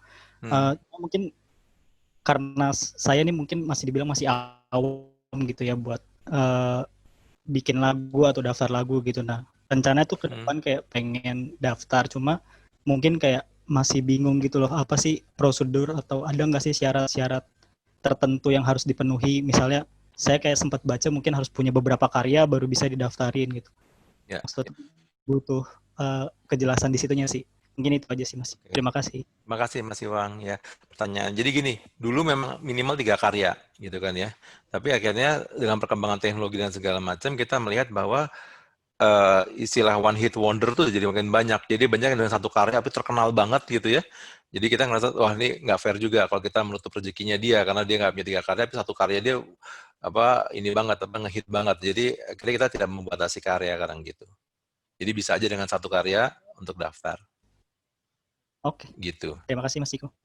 Tapi idealnya gini ya, kalau punya kamu banyak karya, jadi gini sekarang misalnya saya punya 1 karya gitu sama punya 10 karya, mungkin dari 10 karya tadi dapatnya bisa jadi juga lebih banyak kan karena bisa dimungkinkan ada ya selera kan soalnya kita kan tadi saya ngomong teman kita dari Andre tadi ya yang ANR ya. ANR tuh kan ANR tuh kalau di recording label tuh bagian memilih artis dan mengarahkan artis untuk gimana formatnya dan segala macam gitu ya. Itu yang susah ditebak kan selera ya. Kita kan memberikan tawaran-tawaran gitu kan. Yang disambut sama audiens kita nggak pernah tahu. Siapa tahu kamu punya 10 lagu gitu ya. Itu sebenarnya gini loh, Wang. Lagu itu tadi kan saya sebut sebagai kayak properti ya. Itu sesuatu yang bisa diwariskan kan. Tadi karena misalnya itu bisa untuk anak cucu kamu nantinya gitu. Jadi bukan sesuatu yang sifatnya hanyalah sebuah karya yang selesai di satu waktu. Ya, karena banyak contoh ya, contohnya siapa ya? Di Indonesia saya kurang ini ya, tapi ada satu lagu ya, ada satu komposer namanya Nick Drake. Itu dia meninggal udah. Dia kasihannya dia lebih terkenal ketika dia sudah meninggal. Dan orang baru suka lagunya dia ketika dia meninggal gitu kan ya. Nah, akhirnya yang dapat siapa ya? Ininya anak cucunya gitu. Jadi kalau balik tadi kalau kayak tadi bicara mengenai Andre yang sebagai ANR tuh memberikan pilihan-pilihan ya. Bisa memperakirakan selera kemana dan segala macam. Tapi kan terkadang yang nyambut kan si komposer si audiens juga kan. Audiens mau dengerin apa enggak, audiens suka apa enggak. Kadang-kadang malah ya. Coba Andre, mungkin bantu Andre, bisa nggak dibuka mute-nya deh, Andre. Bisa. Sebagai ANR sih. Ya. Apa nih Mas? Gimana kalau milih lagu gimana sih? Ya, pasti kan kalau tentunya kita menghubungkan antara sisi bisnis dari musik dan juga dari sisi kreasinya, Mas. Betul, Jadi, setuju. Ya pada dasarnya fungsi A&R di setiap label lebih spesifik ke hal itu. Jadi apa yang menjadi perspektif kita terhadap sebuah karya itu yang nantinya kita akan sodorkan kepada company untuk diputuskan apakah itu nanti akan diproduksi atau tidak, dan juga pengembangannya secara karir path untuk artisnya juga. Betul, betul. Demikian. Ya, tapi gini Andre, juga kita kan tidak bisa, kita bukan ahli nujum ya, Andre. Ini akan hit gitu kan ya. Itu kan juga kadang, saya waktu dulu kapoknya itu soal Andre, ini kamu bikin album, laku berapa? Dulu itu kan masih kaset kan, 1 juta kopi gitu. Gimana bisa tahunya gitu Andre? Kan saya sampai sekarang nggak tahu ilmunya tuh Andre. Mungkin itu seninya di situ ya, seni deg-degannya gitu kan ya. Ya, basically sih memang kalau ngambil gambaran besarnya memang it's a waiting game gitu ya. Either karyanya sendiri naik dengan effort promosi, atau karya yang naik ya seperti itu tiba-tiba organically being discovered by the user atau by the audience. Ya. Kalau saya gini, mungkin juga untuk Mas Iwang juga, Andre, saya punya dulu ya, karena sudah mesti berubah ya. Dulu saya punya 5 hal dalam menentukan lagu ini akan bagus. Itu sebagai A&R mengerjakan 4 hal. Ya, 4 hal ini nggak berarti 80% ya, tapi 4 hal ini yang pertama, dia main musiknya bener apa enggak gitu, nyanyinya false apa enggak gitu kan, main gitarnya ini enggak, itu kita bicara mengenai skill bermainnya dan skill bernyanyinya, itu yang kita pasti tanggung jawab di situ tuh, gitu kan ya. Yang kedua adalah karya, karena banyak kejadian karya yang bagus dihasilkan oleh pemain yang nggak jago, yang jago malah nggak bikin karya yang bagus, gitu kan ya. Jadi karya yang kedua kalau saya bilang. Yang ketiga itu adalah konsep, ya. Konsep itu artinya si artis kan dia mesti keluar dari, ya kalau bahasa marketing itu diferensiasi gitu loh, Andre. Jadi kalau kita dengar si band A, tanpa kita yang lihat artisnya, kita dengar suaranya, oh ini band A nih. Itu dia punya satu konsep, konsep sebagai grup ataupun sebagai vokal gitu ya. Nah kemudian yang keempat buat saya adalah attitude. Kalau dia pintar ngarang lagu, skillnya bagus ya, konsepnya bagus, tapi kalau dia attitude-nya jelek, orang juga akan jadi sebel juga. Gitu kan ya, atau misalnya dia nggak mau diinterview sama media, nggak mau promo gitu kan ya, kan jadi juga nggak naik juga gitu kan ya. Nah satu lagi mungkin kalau sekarang punya network ya kali ya, dia cukup punya followers dan segala macam di sosial media dan segala macam gitu Andre ya. Nah yang keenam Andre, kalau yang dulu kelima, karena ada network segala macam jadi kelima ini, satu lagi nasib, itu yang kita nggak bisa kontrol. Tapi kalau kita bisa mengontrol yang 5 tadi, dari karya, dari skill, dari konsep, dari attitude, dari ini juga bisa kondisikan, itu udah tugas si A&R itu. Tapi begitu udah nasib kita nggak tahu, kan kita juga sering lihat ya, ada karya bagus semua, kita bilang ini perfect nih. Tapi kalau si audiens nggak nyambut kan jadi susah juga, kita nggak bisa maksa audiens suka kan, gitu kan, Dri? Iya, setuju Mas. Mungkin kalau A&R sendiri, akronimly sekarang pun juga mengalami perubahan sepertinya Mas. Kalau dulu mungkin ada artis and repertoire gitu ya, kita cari artis dan kita cari lagu yang cocok, kita gabungin itu bisa menjadi sebuah produk. Berikutnya, sering berjalannya waktu sekarang mungkin berubah Mas, malah bukan artis and repertoire, tapi algoritma and repertoire sekarang Mas. Asik. Sepakat. Itu algoritma jadi penting. Jadi pada akhirnya hal-hal yang bersifat algoritmik itu juga menentukan sekali dalam perkembangan musik sekarang untuk memproduksi.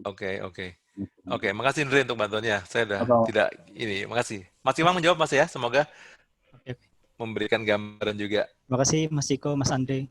Ya, makasih. Ya. Sama-sama Mas. Oke, untuk pertanyaan selanjutnya dari Antonius Tobing. Mana Mas Antonius Tobingnya?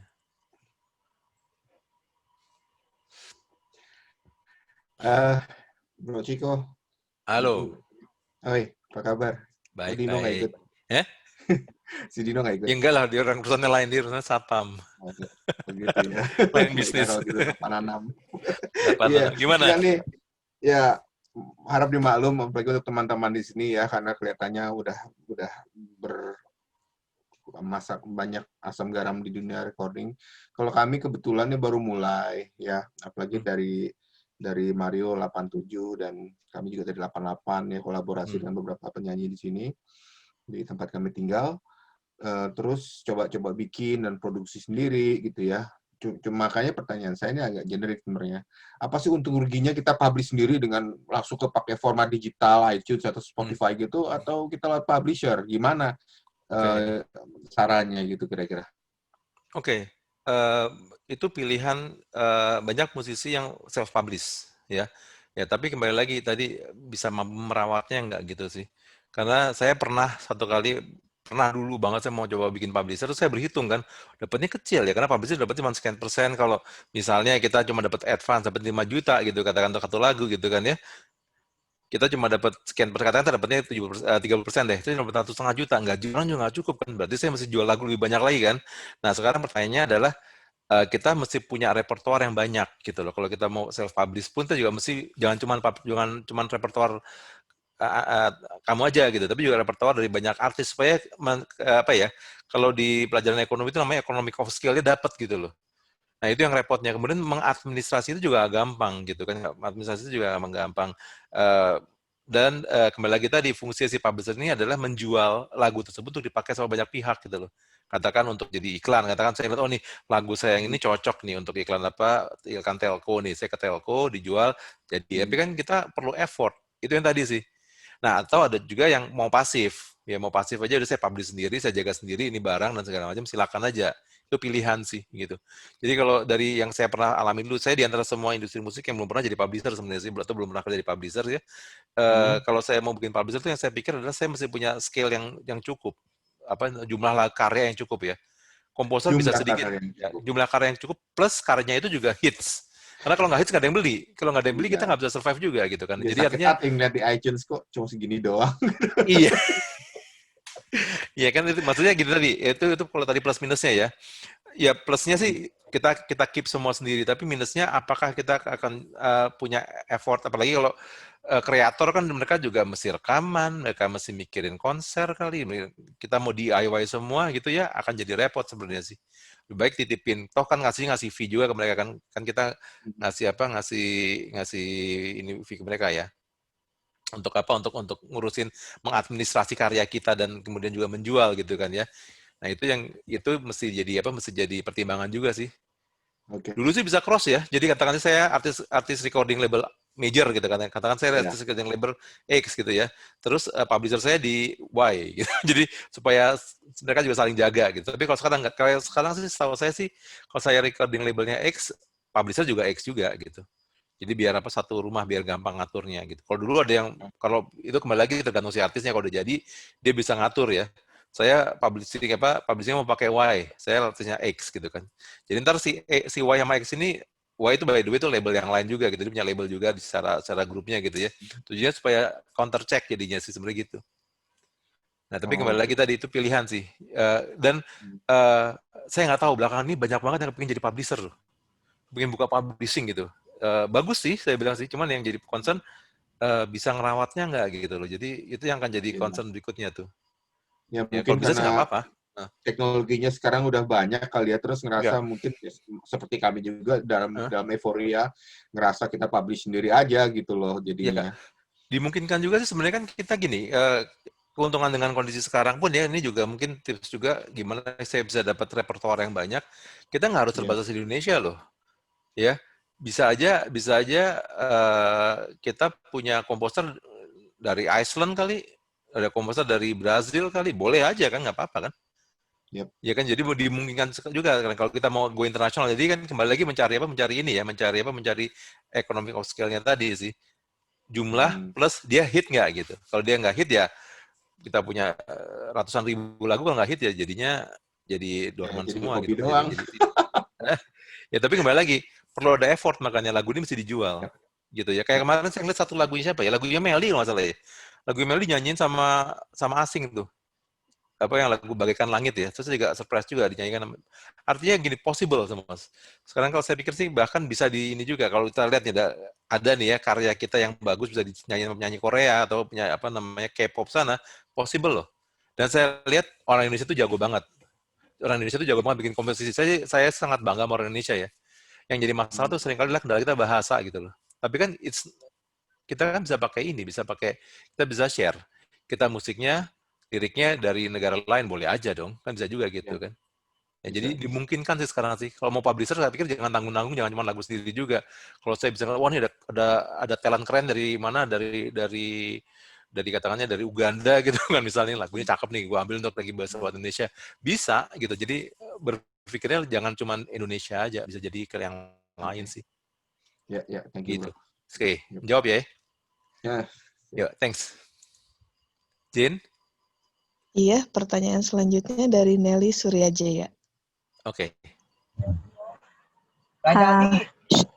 Halo malam Pak Malam. Ciko, maaf Ya, saya lagi ada di luar. Oh, nggak pakai masker loh Mbak? Pakai, baru saya copot, baru saya copot. Oke. Iya, saya pemain publishing sebelumnya udah lama. Tapi saya tertarik nih, ada tadi Pak Ciko ada mention bahwa sekarang itu di Indonesia ada 3 pemain performing rights, ada KCI, ada WAMI, dan ada RAI, betul ya? Betul. Oke. Lalu bagaimana membedakan pihak radio atau bagaimana pihak pengguna seperti radio, mall atau restoran atau klub atau karaoke, tempat karaoke, itu mereka tahu bahwa apa yang mereka gunakan, lagu yang mereka gunakan sudah dibayarkan kepada KCI atau kepada WAMI atau kepada RAI. Bagaimana mereka tahu?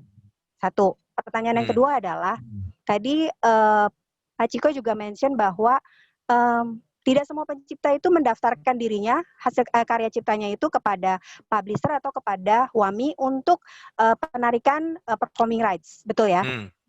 Tapi tadi Pak Ciko juga ada mention bahwa income-nya ada, tapi karena tidak tahu harus dibayarkan kemana, jadi adanya itu adalah mungkin aku nggak tahu ya tadi nggak terlalu jelas ya. Apakah itu memang ada di WAMI? Karena kan biasanya kan performing rights itu ditarik itu secara langsam ya atau blanket gitu ya. Biasanya agreement-nya seperti itu. Nah, apa tindakan dari pihak performing rights seperti KCI, WAMI dan RAI itu apa yang dilakukan? Apakah mendiamkan saja bahwa ada income yang tidak tersalurkan kepada pihak pencipta atau kepada pemiliknya yang harusnya mereka terima, atau menunggu, maksud saya didiamkan dan menunggu sampai si pencipta itu mendaftar, atau ada hal yang dilakukan oleh pihak performing rights atau asosiasi ini. Terima kasih, itu aja pertanyaan saya. Makasih Mbak. Oke, yang pertama tadi adalah karena dulunya 3 ini punya tarif yang berbeda, WAMI punya tarif, KCI punya tarif, RAI punya tarif, makanya disepakati di 2014 itu tarif yang menentukan adalah dari LMKN. Dalam hal ini dari pemerintah, LMKN sebagai apa?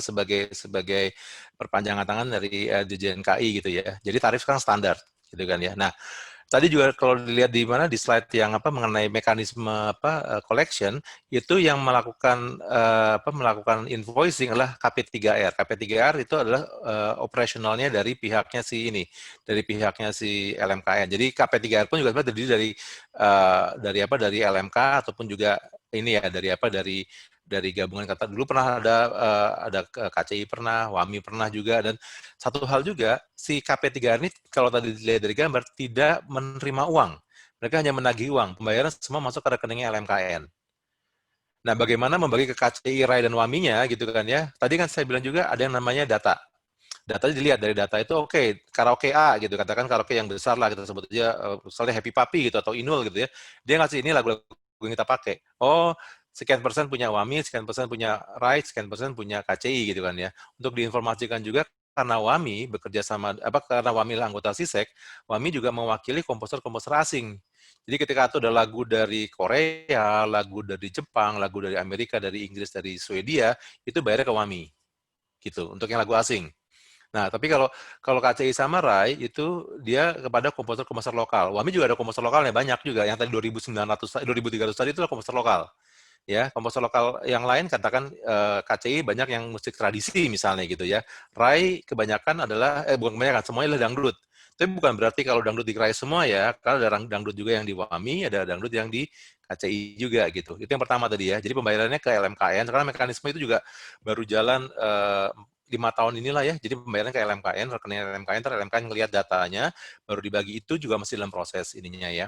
Oke, kemudian mengenai komposer yang lagunya dipakai, tapi tidak mendaftar di LMK lain, yang dilakukan oleh WAMI adalah menghubungi, mencari ini lagu kamu ada nih, ada uangnya nih gitu kan ya.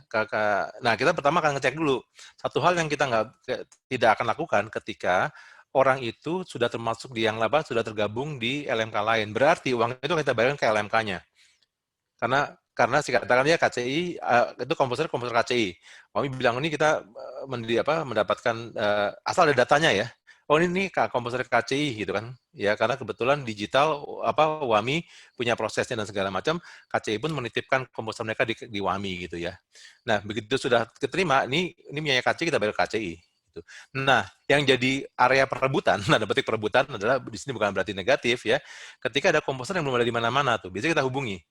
Kamu ada uang di sini, kamu ambil gitu kan. Lagi nih terus terang banyak komposer juga yang ngerasa nggak perlu ikut LMK gitu loh.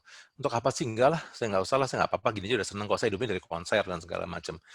Nah, sebenarnya ada rupiah yang ada di situ yang bisa ini. Nah, sekarang pertanyaannya gini, kalau kita nggak temu sama sekali, contohnya gini ya, di data dari digital ya, katakan dari YouTube gitu ya, itu datanya banyak banget, bahkan ada datanya kita nggak bisa deteksi, katakannya kayak ada suara mobil gitu kan, itu kan suara kan, tapi ini siapa penciptanya gitu kan, atau suara air mengalir gitu kan ya, itu ketahuan penciptanya. Nah, itu masuk nanti ke yang tersebut sebagai kita sebut sebagai unclaim gitu ya. Nah, unclaim itu umur cuma 2 tahun, Mbak. Jadi setelah 2 tahun kalau nggak ada yang mengklaim gitu ya, atau kita menghubungi orang nggak ada yang punya gitu ya, itu kita akan distribusikan kepada si komposer anggota kita. Ya, jadi mekanismenya kalau misalnya unclaim itu tahun 2016, kita akan bagiinnya di 2019.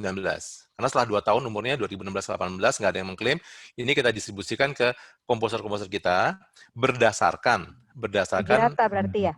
Bagi ratanya bagi rata satu orang satu berdasarkan data tahun 2016, Mbak.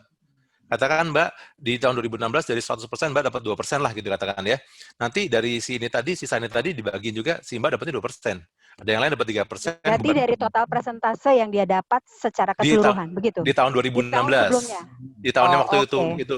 Jadi kita pola kayak begitu, Mbak. Tetap dibagiin karena ideal kita juga sekarang lagi menuju ke sana. WAMI itu pada akhir tahun tidak boleh punya uang. Jadi harus semuanya nol.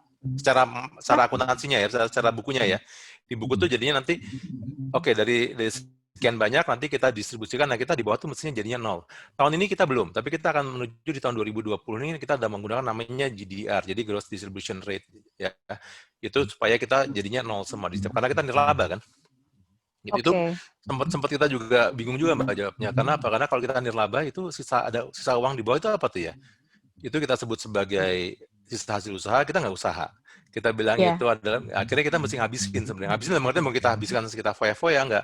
Kita, kalau ada uang sisa tuh dibagiin semua si komposer, mesti begitu sih. Nah itu juga kita lagi menuju Mbak ya, belum sempurna banget, tapi kita toward sana sih, gitu. Menuju ke sana. Gitu. Ya. Berarti itu salah satu PR juga ya, ketika misalnya ada uang yang memang tidak bisa disalurkan dan harus menunggu 2 tahun, padahal sementara itu kan laporan dari internal sendiri asosiasi kan harus nol. Ya. Dan itu setelah itu kan harus ngebuang itu juga PR juga sebetulnya, betul kan? Iya, tapi kan kita ada data yang di tahun 2016 kalau jadi contoh 2016 gitu Mbak ya. Gitu. Oke. Berarti angus lah ya anggapannya ya buat yang memang tidak mengklaim. Yang tidak bahkan yang tadi tapi yang akan mendapat kemakmurannya si komposer kan? Iya betul, tapi maksudnya yang harusnya memang sebenarnya kan itu bukan real mereka yang dapat kan secara uang. Ya. Tapi tadi saya bilang juga Mbak. Ya, tapi kadang-kadang ada yang suara yang kita nggak bisa deteksi juga Mbak, kayak tadi suara burung, suara air tadi gitu Mbak. Tapi kalau kita tahu komposernya, tadi kalau pertanyaan Mbak, apakah kita diemin aja gitu ya? Enggak, kita bisa tekan telepon juga Mbak. Ini komposernya gede nih, kok kita belum jaman mana, telepon cari. Dan itu nggak gampang, Mbak. Itu cari kemana publishernya siapa. Kadang seringkali makanya kenapa kita sangat ini publisher, karena kita akan tanya, publisher, kita tanya ke 58, ini komposer di kamu nggak? Iya, ini ada duitnya nih, daftar. Gitu. Jadi kita selalu ngejar juga, Mbak. Gitu. Baik. Boleh terakhir pertanyaan saya? Silakan, Mbak Nelly. Apakah saat ini ada salah satu publisher yang memang pegang khusus lagu-lagu religius mungkin, khususnya Kristiani, ada ya Pak? Ya? Tapi saya nggak tahu Pak, saya nggak hafal. Tapi ada ya Pak, tapi ya. Ada. Oke, itu aja Pak pertanyaan waktu saya. Waktu daftar, soalnya saya bilang ini, saya ngeliat juga waktu itu ada komposer-komposer, saya nggak pernah ngeliat namanya gitu kan, ternyata lagu religi. Oke. Siap. Oke, Thank sip. you. Ya, terima kasih Mbak. Sama-sama. Yuk. Dan Pertanyaan selanjutnya dari Jeremia Saputra. Tadi ada mau sorry, sebentar ada mau Mas Muna ya, yang mau sampaikan, silakan. Mohon maaf Mas Ciko, kalau boleh saya nambahin ke boleh dong. Juga ya, berdasarkan pengalaman publisher ini dari semua ini yang perlu dilakukan adalah rapih administrasi, rapih pendaftaran, sadar akan pendataan, itu yang paling penting. Sadar akan berapa besar porsi masing-masing pencipta. Itu yang paling penting sebenarnya. Kadang-kadang kita ngerasa sekarang ini kayak udahlah sama teman ciptain berdua, udahlah apa lah nanti aja diomongin, tahu-tahu besok meninggal. Nah itu repot untuk penerusnya tuh. Belum lagi dengan WAMI dan publishernya. Lalu kemudian yang kedua, kalau saya boleh sampaikan adalah jika kita memiliki grup band, sebaiknya daftarkan lagu atas nama personal, kecuali kalau memang misalnya disepakati oleh band ya, siapapun yang nyiptain, penciptanya band. Tapi alangkah jauh lebih bagus untuk rapi administrasi, daftarkan nama masing-masing dan porsinya berapa persen masing-masing. Itu akan memudahkan kehidupan ahli waris di masa datang. Betul. Dan juga itu tidak membingungkan pada saat pendataan lagu tersebut. Contoh nih, misalnya band A gitu ya. Lalu kemudian band A itu dikontrak oleh satu label. Kemudian dikontrak juga oleh si publisher. Dan ternyata yang penciptanya adalah dari 4 personil itu ada 3 gitu. Dan kemudian salah 2 dari 3-nya resign. Cabut terus ganti. Dari band, sementara kontraknya masih nama band. Nah, itu akan amat sangat menyulitkan untuk ke depannya. Betul. Sebagai tambahannya. Mohon maaf Pak Ciko. Terima kasih. Oke, terima kasih. Ini kejadian juga soalnya terus terang yang sekarang disasar banyak sama WAMI itu adalah anak-anak indie. Sorry anak major. Sorry anak major. Kalau major lebih gampang soalnya, lebih relatif rapi lah. Teman-teman indie itu banyak yang gitu. Benar tuh saya bilang, wah Mas kita mah di sini kreasi ya Mas, jadi ini milik bersama, kita nggak pernah ini malah kalau ada yang mau pakai silakan gitu kan. Jadi ya itu nggak apa-apa di dianya, tapi ntar begitu lagunya ketika ahli warisnya dibilang itu kan lagu bapak gua, tapi gua nggak dapat apa-apa. Bapak gua kebaikan orangnya gitu. Nah tadi seringkali dilepas saya ke semana data dan ya mohon maaf kata ya orang Indonesia tuh sangat males soal data gitu ya. Coba kalau ada Kang Maki deh, Kang Maki kan anak Bandung ya. Nomor 1-nya Jalan Insinyur Haji Juanda di mana ya? Susah pasti nyarinya. Nomor 1-nya di mana? Nomor 5-nya di mana? Susah. Jalan aja kita nggak pernah cocok tuh. Kalau di Jakarta aja jalan yang protokol, Jalan Jenderal Sudirman nomor 1-nya mana? Susah karena kita ngaco gitu loh. Nah, apalagi data ini kembali lagi ini data ini sebenarnya kita punya interest ya. Dalam pengertian adalah si komposer itu punya interest. Karena setiap karya adalah anaknya yang harus dijaga ya. Kalau kita nggak men-treat dengan baik, ya nggak membagi dengan baik dengan teman-teman komposer yang lainnya, itu nantinya akan keribetan yang tadi kayak cara Mbak tadi kan, jadinya nggak terdeteksi. Ini kemana-kemana kita juga kerepotan juga untuk kebaginya. Jadi data itu sangat penting. Dan apalagi sekarang di zaman digital ya, begitu kita masukin, kita match datanya akan dapat gitu loh. Gitu Mas Muna ya. Ya betul. Oke. Mas Iko. Terima kasih bantuannya. Ya, terima kasih banget. Ya. Ada lagi dari mana? Ada dari Jeremia Saputra. Silakan. Oke, selamat malam Mas. Selamat malam Jeremia.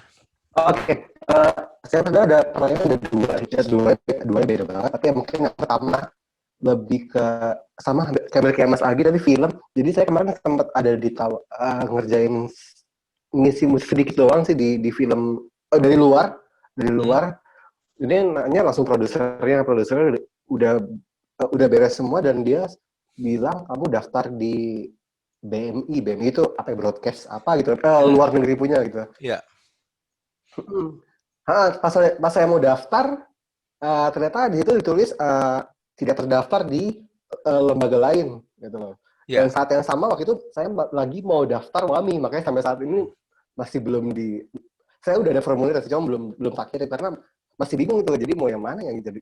Tapi sejak tadi Mas Ciko jelasin tentang di luar negeri juga bisa diklaim, berarti sebenarnya saya tetap di WAMI pun juga bisa ya seperti itu ya. Bisa.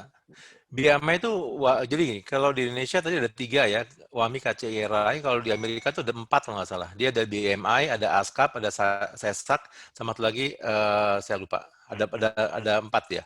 Ya. Nah itu beda-beda dulunya.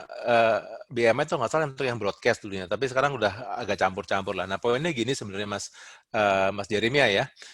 Poinnya gini. Yep. Di negara mana lagu komposer itu paling banyak diputar, gitu kan ya. Kalau sekarang Mas Jeremia domisilinya di Indonesia, pasti kan nggak bikin cuma untuk lagu di film itu aja kan juga bikin yang lain juga kan, bahkan bisa kolaborasi sama sini juga kan. Artinya apa? Karena gini, katakan aja masuk ke BMI, di BMI nanti akan dikutip persentase tadi, kalau di WAMI tadi 20% gitu ya. Tapi WAMI sebenarnya selalu di bawah 20% sih. Kita selalu berusaha untuk meminimalisir menekan juga operational cost kita supaya yang balik ke komposer juga lebih banyak daripada 80% gitu ya. Tapi intinya adalah ada potongan di BMI. BMI bayar ke WAMI, ada potongan lagi nantinya. Waktu masuk ke MAS jadinya akan dapat 2 kali potong gitu loh.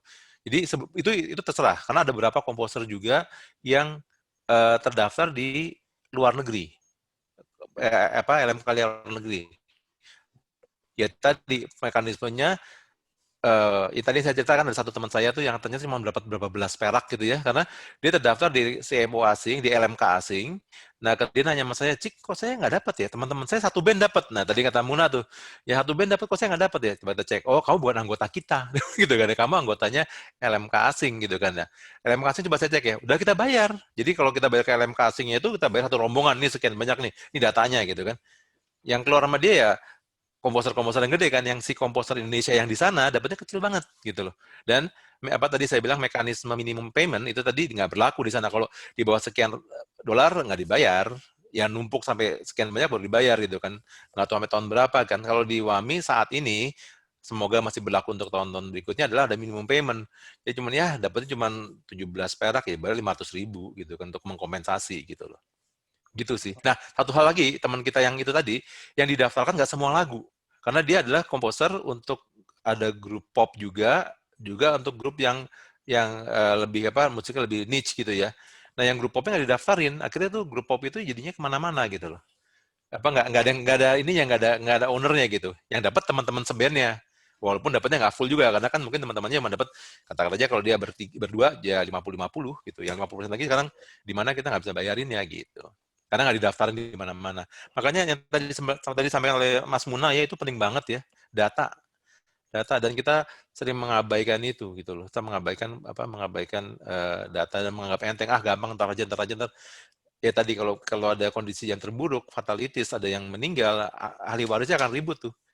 Jadi ntar anaknya pemain komposer A, komposer B jadinya jadi berantem gara-gara kayak gituan aja gitu loh. Maksudnya kalau sudah diantisipasi dari depan akan jadi lebih mudah gitu, Mas Jeremia. Oke. Pertanyaan kedua, Mas ya. Pertanyaan kedua. Silakan. Agak ini sih. Saya kan semenjak pandemi ini saya banyak ikut lomba dan lomba di lagu. Suaranya putus-putus, Mas. Suaranya putus-putus. Nggak dengar. Nah. Jangan bergerak-gerak. Ya. Oh, oke. Ya. Jadi kan banyak ikut lomba kita lagu dan menang. Nah, beberapa lomba sih jelas peraturannya kalau menang itu emang milik mereka. Jadi ya oke, itu sudah beres. Tapi ada beberapa lomba yang ternyata masih bisa saya klaim itu, maksudnya itu hak cipta saya. Iya. Cuman dia bilang, tapi kalau kami pakai, kami bebas pakai kapan aja, bebas ngapain aja gitu loh, liriknya atau apa gitu. Nah, kalau saya daftarin karyanya itu supaya nggak mereka gitu loh, kan sudah ada perjanjian, kamu sudah menang, cuman kami bebas pakai ya gitu ya. Cuman saya kan mau daftarin juga nih untuk kedepannya mungkin seperti itu. Nah itu gimana ya supaya nggak clash mungkin sama pihak penyelenggara seperti itu. Oke. Ini kembali lagi adalah sebenarnya satu kata yang kita bicarakan tadi adalah izin, ya. kalau si komposer mengizinkan itu, jadi ya mau nggak mau dia ngasih restu kan untuk itu kan. Tapi kalau misalnya dia nggak mengizinkan itu gitu ya, itu bisa juga. Tapi itu pilihan. Karena kan ada dilematis seringkali ya. Kalau saya tidak menyetujui ini, saya nggak bisa ikut lomba gitu kan ya. Kalau saya nggak ikut lomba, saya nggak bisa menang berarti gitu kan. Ya udah deh. Nah kadang-kadang ada take and give-nya gitu. Nah terkadang ada beberapa tuh menjadikan itu semacam kayak tanda petik sampel. Tapi ada juga sebenarnya sih, setahu saya sekarang juga sudah berlaku ya, itu nanti setelah sekian tahun akan balik lagi kepada si komposer, walaupun sekarang juga mungkin teman-teman yang di label yang besar yang tahu tuh, karena ketika sekian tahun itu kembali lagi karyanya itu ke dia lagi, itu istilahnya buy out ya, buy out artinya dibeli habis itu ya udah. Nah ini yang menyedihkan seringkali, ya yang menyedihkan kenapa? Karena kembali lagi tadi kita properti kita diambil, rumah kita diambil gitu ya, padahal kita yang bikin dan segala macam, tapi kita menjanjikan tuh udah kalau rumah saya menang gitu ya, rumah saya ambil deh gitu kan. Nah, itu udah sepakat, udah susah kita ininya lagi apa namanya menarik lagi karena di kontrak ada gitu kan. Nah, kecuali dikondisikan lain. Oleh karena itu memang pada logikanya yang mereka yang baru mulai itu akan lebih mengalah. Kalau kita nggak mungkin tuh kejadian sama komposer besar kan, komposer besar nggak mau pasti dia, ya nggak ikut lomba juga sih komposer besar by the way ya kan, ya takut apa ini juga kan dalam hal seperti itu gitu loh. Jadi sebetulnya itu kesadaran dari ini juga. Kembali lagi kata intinya lah izin. Kalau kita mengizinkan, kita juga tahu konsekuensinya gitu. Tapi ada juga yang bilang udahlah, hitungnya gini deh, saya kasih izin, tapi begitu lagu itu hits, saya bikin hits yang lain lagi, lebih hits lagi, bisa jadi kan? Itu sebagai pembuka jalan saya. Bisa jadi nanti malah lagu yang hits, malah yang bukan yang dimenang situ tadi. Bisa jadi ya. Itu kembali lagi tadi kita bicarakan sama Mas Andre juga, bagaimana kita membungkus lagu dan segala macam, tapi respons dari si audiens jadi beda-beda gitu kan? Gitu Mas. Semoga menjawab yang nggak membingungkan. Saya takutnya membingungkan. Ya, sudah Mas. Oke. Makasih Mas. Makasih. Mas, saya ngomong punya ini Mas. Ini Mas Ciko kan yang ini ya? Yang mana nih? Oh, Levi Gunardi. Levi. Levi Iya. Gunardi ya. Pianis. Iya. Saya tuh kalau tanya Muna ketawa kalau lihat label saya, barangnya nggak ada yang laku gitu. Saya nggak pernah bikin barang jelek waktu jadi label, tapi nggak ada yang laku juga sih. Barangnya nggak jelek, tapi nggak laku juga. Aku nggak janji laku juga, Mun. Hasilnya mantap. Legendaris. Iya. Keren Mas Jeremy. Oke, silakan. Ada lagi? Ada Mas Ciko, ini pertanyaan terakhir dari Silakan. Dodi. Oke, silakan Mas Dodi.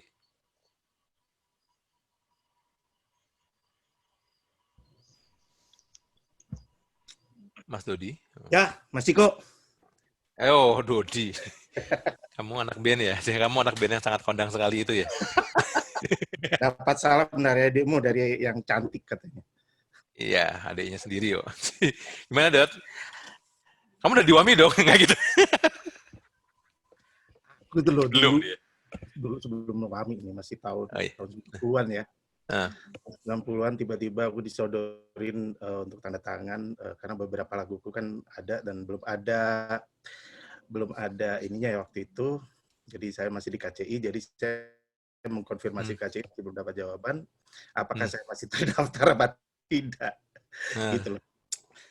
Jadi beberapa tahun yang lalu saya sebetulnya masih penggiat di Hak Cipta. Saya sempat jadi ketua Hillary Music dan saya udah beberapa kali meeting dengan kementerian. Lain itu semuanya. Jadi saya saya yang mendorong dari awal untuk namanya. Aku cerita dikit nggak apa nih ya? Ya silakan aja. Hak cipta itu royalti itu bukan hanya dimiliki oleh pencipta lagu saja. Itu yang saya dorong dari awal. Betapa prihatinnya saya ketika waktu itu bagaimana Mas Chrisye dan beberapa orang ternyata beliau bukan pencipta lagu itu. Betul.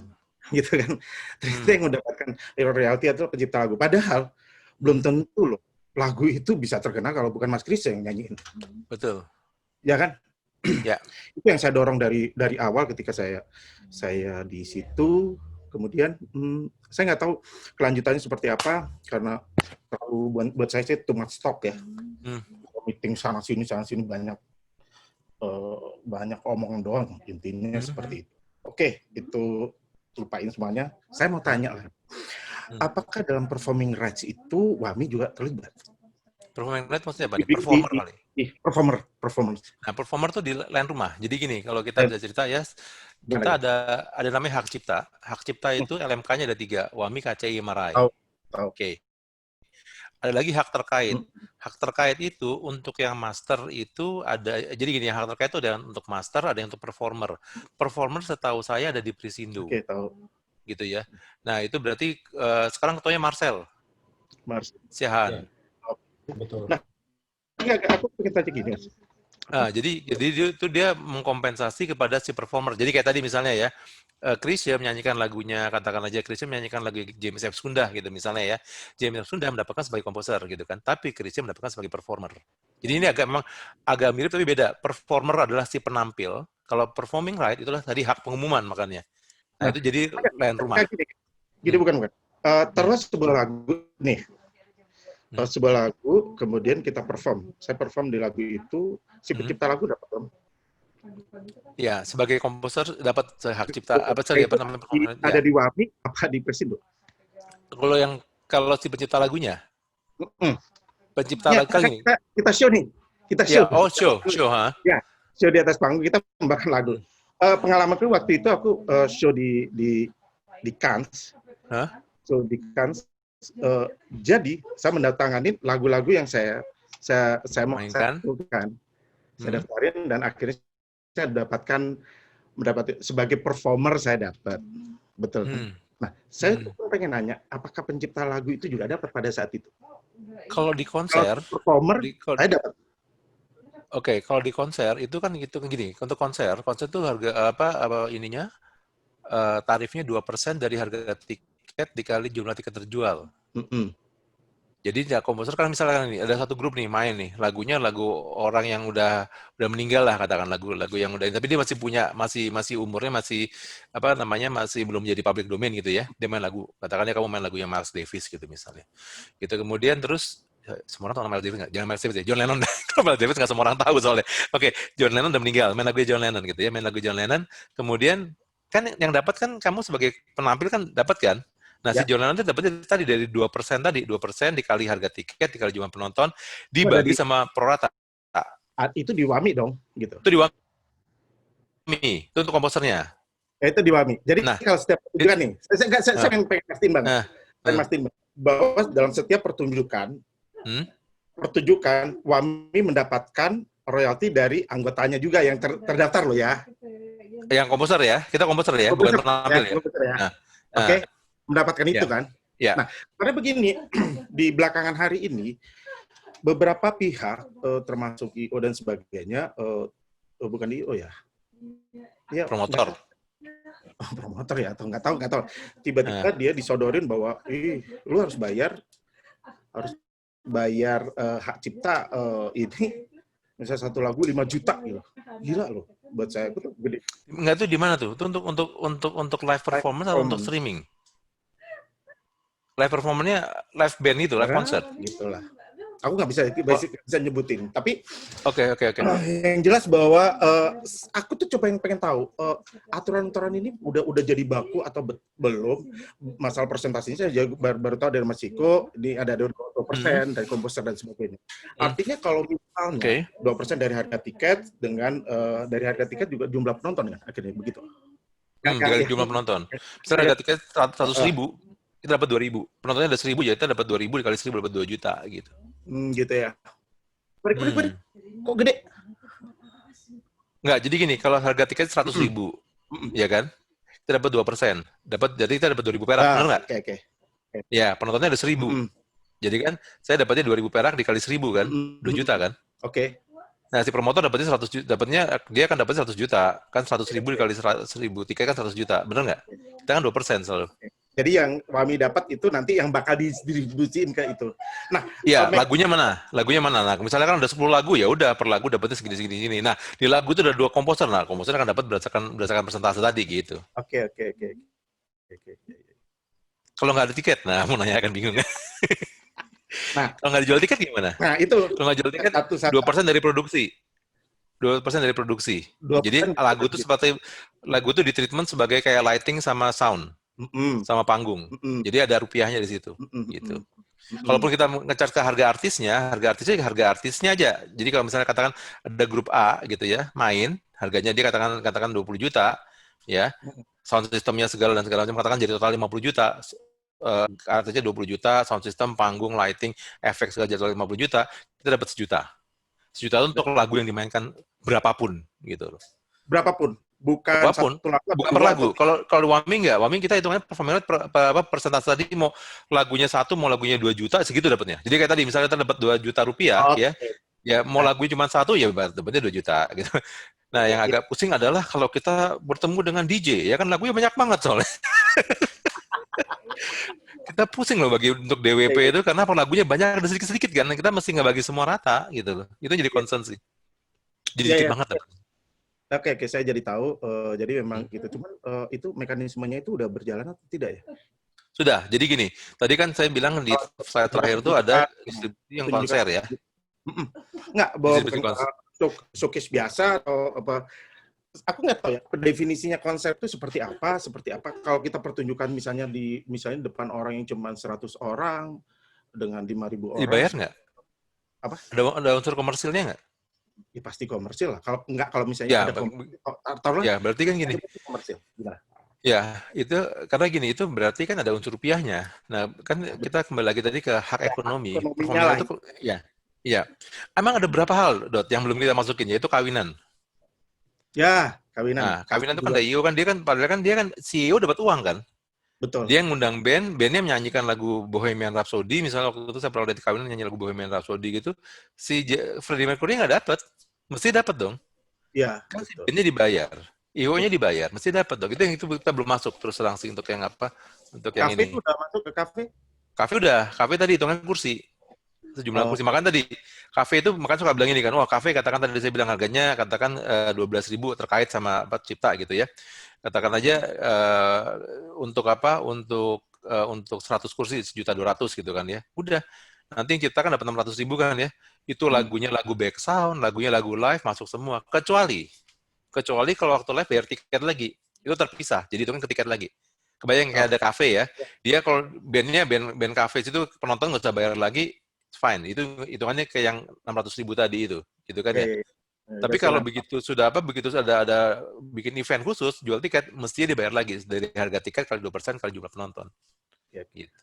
Nah, kenapa kita ini sebagai gambaran karena Dodi secara khusus bicara mengenai konser ya. Pada tahun 2017 itu akhirnya kita meng-assign 1 orang khusus untuk konser doang. Khusus untuk pegang konser. Makanya konser itu kan distribusinya tahun 3 kali kan. Maret, Juli, sama November. Ya, itu kita khusus 1 orang cuma licensing untuk konser aja. Di tahun 2017 itu konser collection-nya 500 juta. Ya. Di 2018 1,8. Oke. Di 2019 2,4. Wow. Jadi ketika ada 1 orang yang spesifik untuk itu aja gitu ya. Tapi unfortunately, Dot, saya kasih tahu ya, unfortunately, Dot, itu banyak kan artis asing. Ya kan, harga tiketnya mahal dan segala macam kan. Nah, makanya kalau misalnya grup kamu itu ya, melaporkan main di mana aja, kita datengin promotor, datengin IO-nya, itu kamu akan lebih banyak dapatnya dibandingin sama general. Ini aku agak kasar ngomongnya, tapi intinya adalah sebenarnya teman-teman yang banyak main di grup tuh kalau dia main tour, bisa setahun tuh, katakan sebulan main 4 kali deh. Main 4 kali, ada yang pensi dan segala macam, mesti dapat lebih banyak. Karena itu dianggap sebagai bukan cash advance, jadi pay to show-nya. Iya. Gitu loh. Jadi pada kalau misalnya dibuat sebagai cash advance kan di mana ya, lebih enak gitu loh sebetulnya. Cash advance di mana? Kan lagu belum dipakai. Loh enggak. Dan makanya jadi bisa begini. Kita di kontrak di awal itu misalnya ini untuk 2.000 penonton pada penjualan tiket misalnya sampai 5.000 misalnya kayak gitu. Itu bisa diterapkan loh. Kenapa begitu? Karena dengan misalnya dengan 2.000 artinya kita dibayar untuk 2.000 penonton dulu.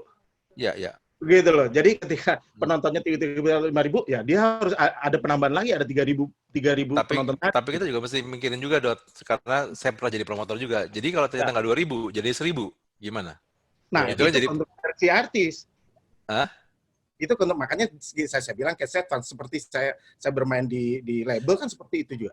Iya, Kalau itu kan rekaman masalahnya kan. Kalau ini kan Ya, rekaman udah masuk pertunjukan bukan masuk gitu. betul. Makanya dari Pertunjukan namanya bisa seperti misalnya kayak sama sekarang ini lagi on fire ya, misalnya untuk streaming. Nah, streaming lagi ya. Ya, streaming itu bagaimana sekarang Wami bisa masuk ke sana? Apakah dengan pay per view atau seperti apa? Jual gitu tiket loh. tadi sama, kita pakai 2% itu juga. Tahu nggak, Dot? Ada yang streaming bayar kita berapa? 78.000, men. Kenapa? Berarti dia cuma dapat 3 juta dia. Dia udah dapat 3 juta gitu ya, 3 juta 2%-nya ya 60.000. Benar nggak sih? Ya, kenapa? Saya lebih cuma sejuta segini ya. Enggak. Kalau aku lagi mengusulkan, teman-teman maaf ya, agak lama dikit, nggak apa ya. Lagi mengusulkan bahwa untuk pola-pola streaming ini ada titik batas di mana bahwa artis atau siapapun negaranya itu ada cash advance. Misalnya. Artis apa komposer nih? Karena saya nggak ngurusin artis loh. Iya. Kepada komposernya. Karena saya ada lagu-lagu saya juga dipakai gitu loh. Tapi gini dong, kalau di Wami ini kita nggak bisa cash advance. Paling kita gini, kayak konser tadi ya. Di konser tadi katakan aja kapasitas berapa? 2.000. Enggak, juga. Live streaming. Hah? Oh, live streaming tapi kan berarti ke promotornya dong. Tapi kan Wami juga ikut terlibat dong di situ. Wami akan menagih ke promotornya. Gitu ya. Biasanya dia akan bayar langsam doang. Maksud langsam aja. Jadi maksudnya cuma 2% dari udah gitu dong. Atau 2% dari tiket dan segala macam ya. Tapi biasanya gini, ini kembali lagi adalah kondisi ideal ya. Kondisi ideal adalah saya memperkirakan kalau di gedung konser kan bisa diperkirakan berapa penonton kan ya. Kalau ini kan streaming kita nggak tahu gitu kan ya. Kita streaming katakan saya perkirakan yang nonton akan ada 50 orang. Itu 50 kali tiket kali 2% udah gitu kan. Ternyata bisa dibilang gini, saya bayar separuh dulu deh gitu. Karena saya nggak yakin juga 50 yang nonton gitu kan. Nah itu kalau kita benar terbuka, DP-nya adalah 50% dari 50 penonton kali 2% kali harga tiket. Sisanya dia akan bayar, reportnya gimana? Tambahan lagi gitu. Nah tapi sebenarnya gini ya, konser ini menarik sih, karena apalagi yang sekarang yang streaming lagi rame ini ya. Konser itu sebenarnya kalau di negara lain, dia adalah 25% dari collection total. Jadi konser itu cukup besar. Nah sekarang makanya suffer banget karena nggak ada konser karena COVID ini. Semua LMK dunia suffer karena konser hilang. Konser itu udah 25% sendiri kontribusinya. At least yang di Australia yang saya tahu gitu loh. 20% itu dari konser. Gitu. Kalau saya boleh tambahin Mas Cik sama Pak Mas Muna. Ya. Jadi kalau saya sih lebih cenderung melihat ekosistem musik industri secara keseluruhan ya. Jadi live streaming ini kan memang lahir dikarenakan kondisi yang mendesak. Sehingga ada sesuatu yang baru yang kita hadapi bersama gitu. Nah, kalau misalnya nih, saya sih sebagai pelaku di industri, saya juga kepingin mendapatkan advance lebih gede, lebih baik gitu. Cuma saya juga melihat karena kebiasaan kita yang sudah sedemikian lama, larutlah kita bilang begitu, dan terus kemudian kita apply hal yang baru, yang ada saja belum tersosialisasikan penuh, ditambah itu, yang saya khawatirkan pelaku-pelaku live streaming, terutama I.O., terus brand, which is itu adalah lingkaran ekosistem kita, itu bisa tanda kutip mungkin bisa lari perlahan-lahan gitu, atau bahkan menghilang gitu, sehingga akhirnya industrinya jadi tidak sehat, patah sebagian gitu, dikarenakan hal tersebut. Nah, gini, karena kayak mobil aja ya, nggak pernah diajak digas, tiba-tiba digas juga dia kaget. Yang kita khawatirkan begitu. Nah, sama juga dengan brand yang mensponsori acara live stream itu gitu ya. Dia juga kebingungan bagaimana caranya dia melakukan engagement produk dia ke konsumen. Kalaupun melakukan promosi, belum tentu juga ada orang yang keluar ke Indomaret beli gitu ya. Jadi sementara dia harus backup dananya ini gitu. Terus kemudian kita sebagai alat tanda kutip yang dipakai untuk mendekatkan produk dia ke konsumen, kemudian kita caplok. Nah, kebayang tuh kalau kita tanda kutip menjadi aji mumpung terhadap yang punya uang, lama-lama dia habis, kita juga habis pasti. Betul. Jadi maksud aku nggak tahu. Ini mungkin aja aku salah pandangan kacamataku ya, tapi kalau saya bisa bilang ya, mungkin juga Dodi tahu lah ya nih, saya pernah di major label, saya pernah jadi promotor, tadi juga saya pernah jadi indie label, saya pernah jadi manajer band gitu ya. Di antara semua itu yang paling berisiko itu adalah promotor. Promotor tuh hidupnya cuma 2 jam kali, ngomong kasar gitu kan ya. Untung dan ruginya itu, ya kalau recording masih bisa dimasak, digoreng, bikin kompilasi, bikin apa, bikin iklan segala macam. Tapi kalau promotor kan dia kerja berbulan-bulan, nyari duit, nalangin dan segala macam gitu ya. Nah kalau kondisi kayak tadi yang ini, kalau begitu promotor tuh patah, nah hilang tuh bisnis konser dan habis. Makanya akhirnya siapa? Paling enak jadi manajer sih, asik. Kayak ini Mas, saya butuh obrolan lebih lanjut karena ada banyak hal yang agak-agak konfidensial untuk bisa utarakan. Saya berjuang untuk musisi-musisi Indonesia. Jadi termasuk hak terkait ini juga waktu itu saya sudah menyampaikan kepada pihak kementerian. Jadi ada 3 kementerian yang terlibat waktu itu sudah saya sampaikan mengenai hak terkait. Alhamdulillah di LMK itu ada. Tapi terima kasih waktunya teman-teman, terima kasih banyak. Next saya Ciko ya. Ya, sip. Thank you Jen udah ngasih ini Jen. Thank you Jen. Oke Jen.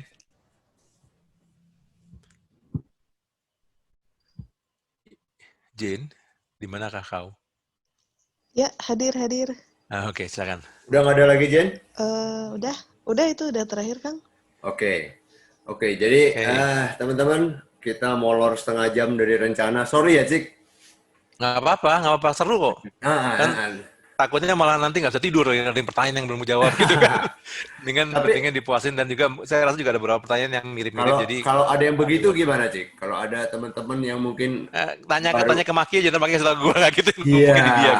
Oke, gitu. Nggak apa-apa. Jadi teman-teman, kalau ada yang mau nanya tentang apa yang dibahas oleh Ciko malam hari ini, dan belum sempat ini, boleh deh. Jadi kalau di Instagram silahkan DM aja ke akun Ruang Putih Bandung atau di fanpage di Facebook Ruang Putih Bandung. Nanti saya akan coba sampaikan ke Ciko karena kita juga lagi intens ketemu di Ada project ngaco sih. Project seru-seruan sama Ciko. Jadi project pride itu mah, project kebanggaan. Betul. Nah, jadi silakan aja nanti DM ke akun Instagram Ruang Putih Bandung, nanti akan coba saya sampaikan. Teman-teman, sebelum kita tutup nih, barangkali boleh dibuka videonya. Saya perlu untuk dokumentasi, mau kita foto sebentar. Videonya, oke. Teman-teman yang masih hadir, kita 2 kali lah. 1 orang cukup. 2 kali mudah-mudahan. White Room tuh bukannya ini ya, lagunya Eric Clapton ya? Itu lagunya Cream ya? Betul. Iya, teman-teman juga nanti kalau yang main-main ke Bandung silahkan mampir Ruang Putih Bandung di Karangsetra, daerah Sukajadi situ. Silakan. Di sini ada kopi, ada tukang kopi, ada makanan segala macam. Oke, 1, 2, kita pasti ada. Kita foto dulu sebentar. 1, 2, 3. Oke, halaman selanjutnya bentar. Oke, 1, 2, 3. Oke, baik. Terima kasih banyak. Teman-teman sudah hadir. Terima kasih. Semoga memberi manfaat. Semoga bisa kerjasama ke depannya. Terima kasih semuanya. Sampai jumpa. Stay safe. Sehat-sehat semua. Selamat malam. Bye. Selamat malam. Bye.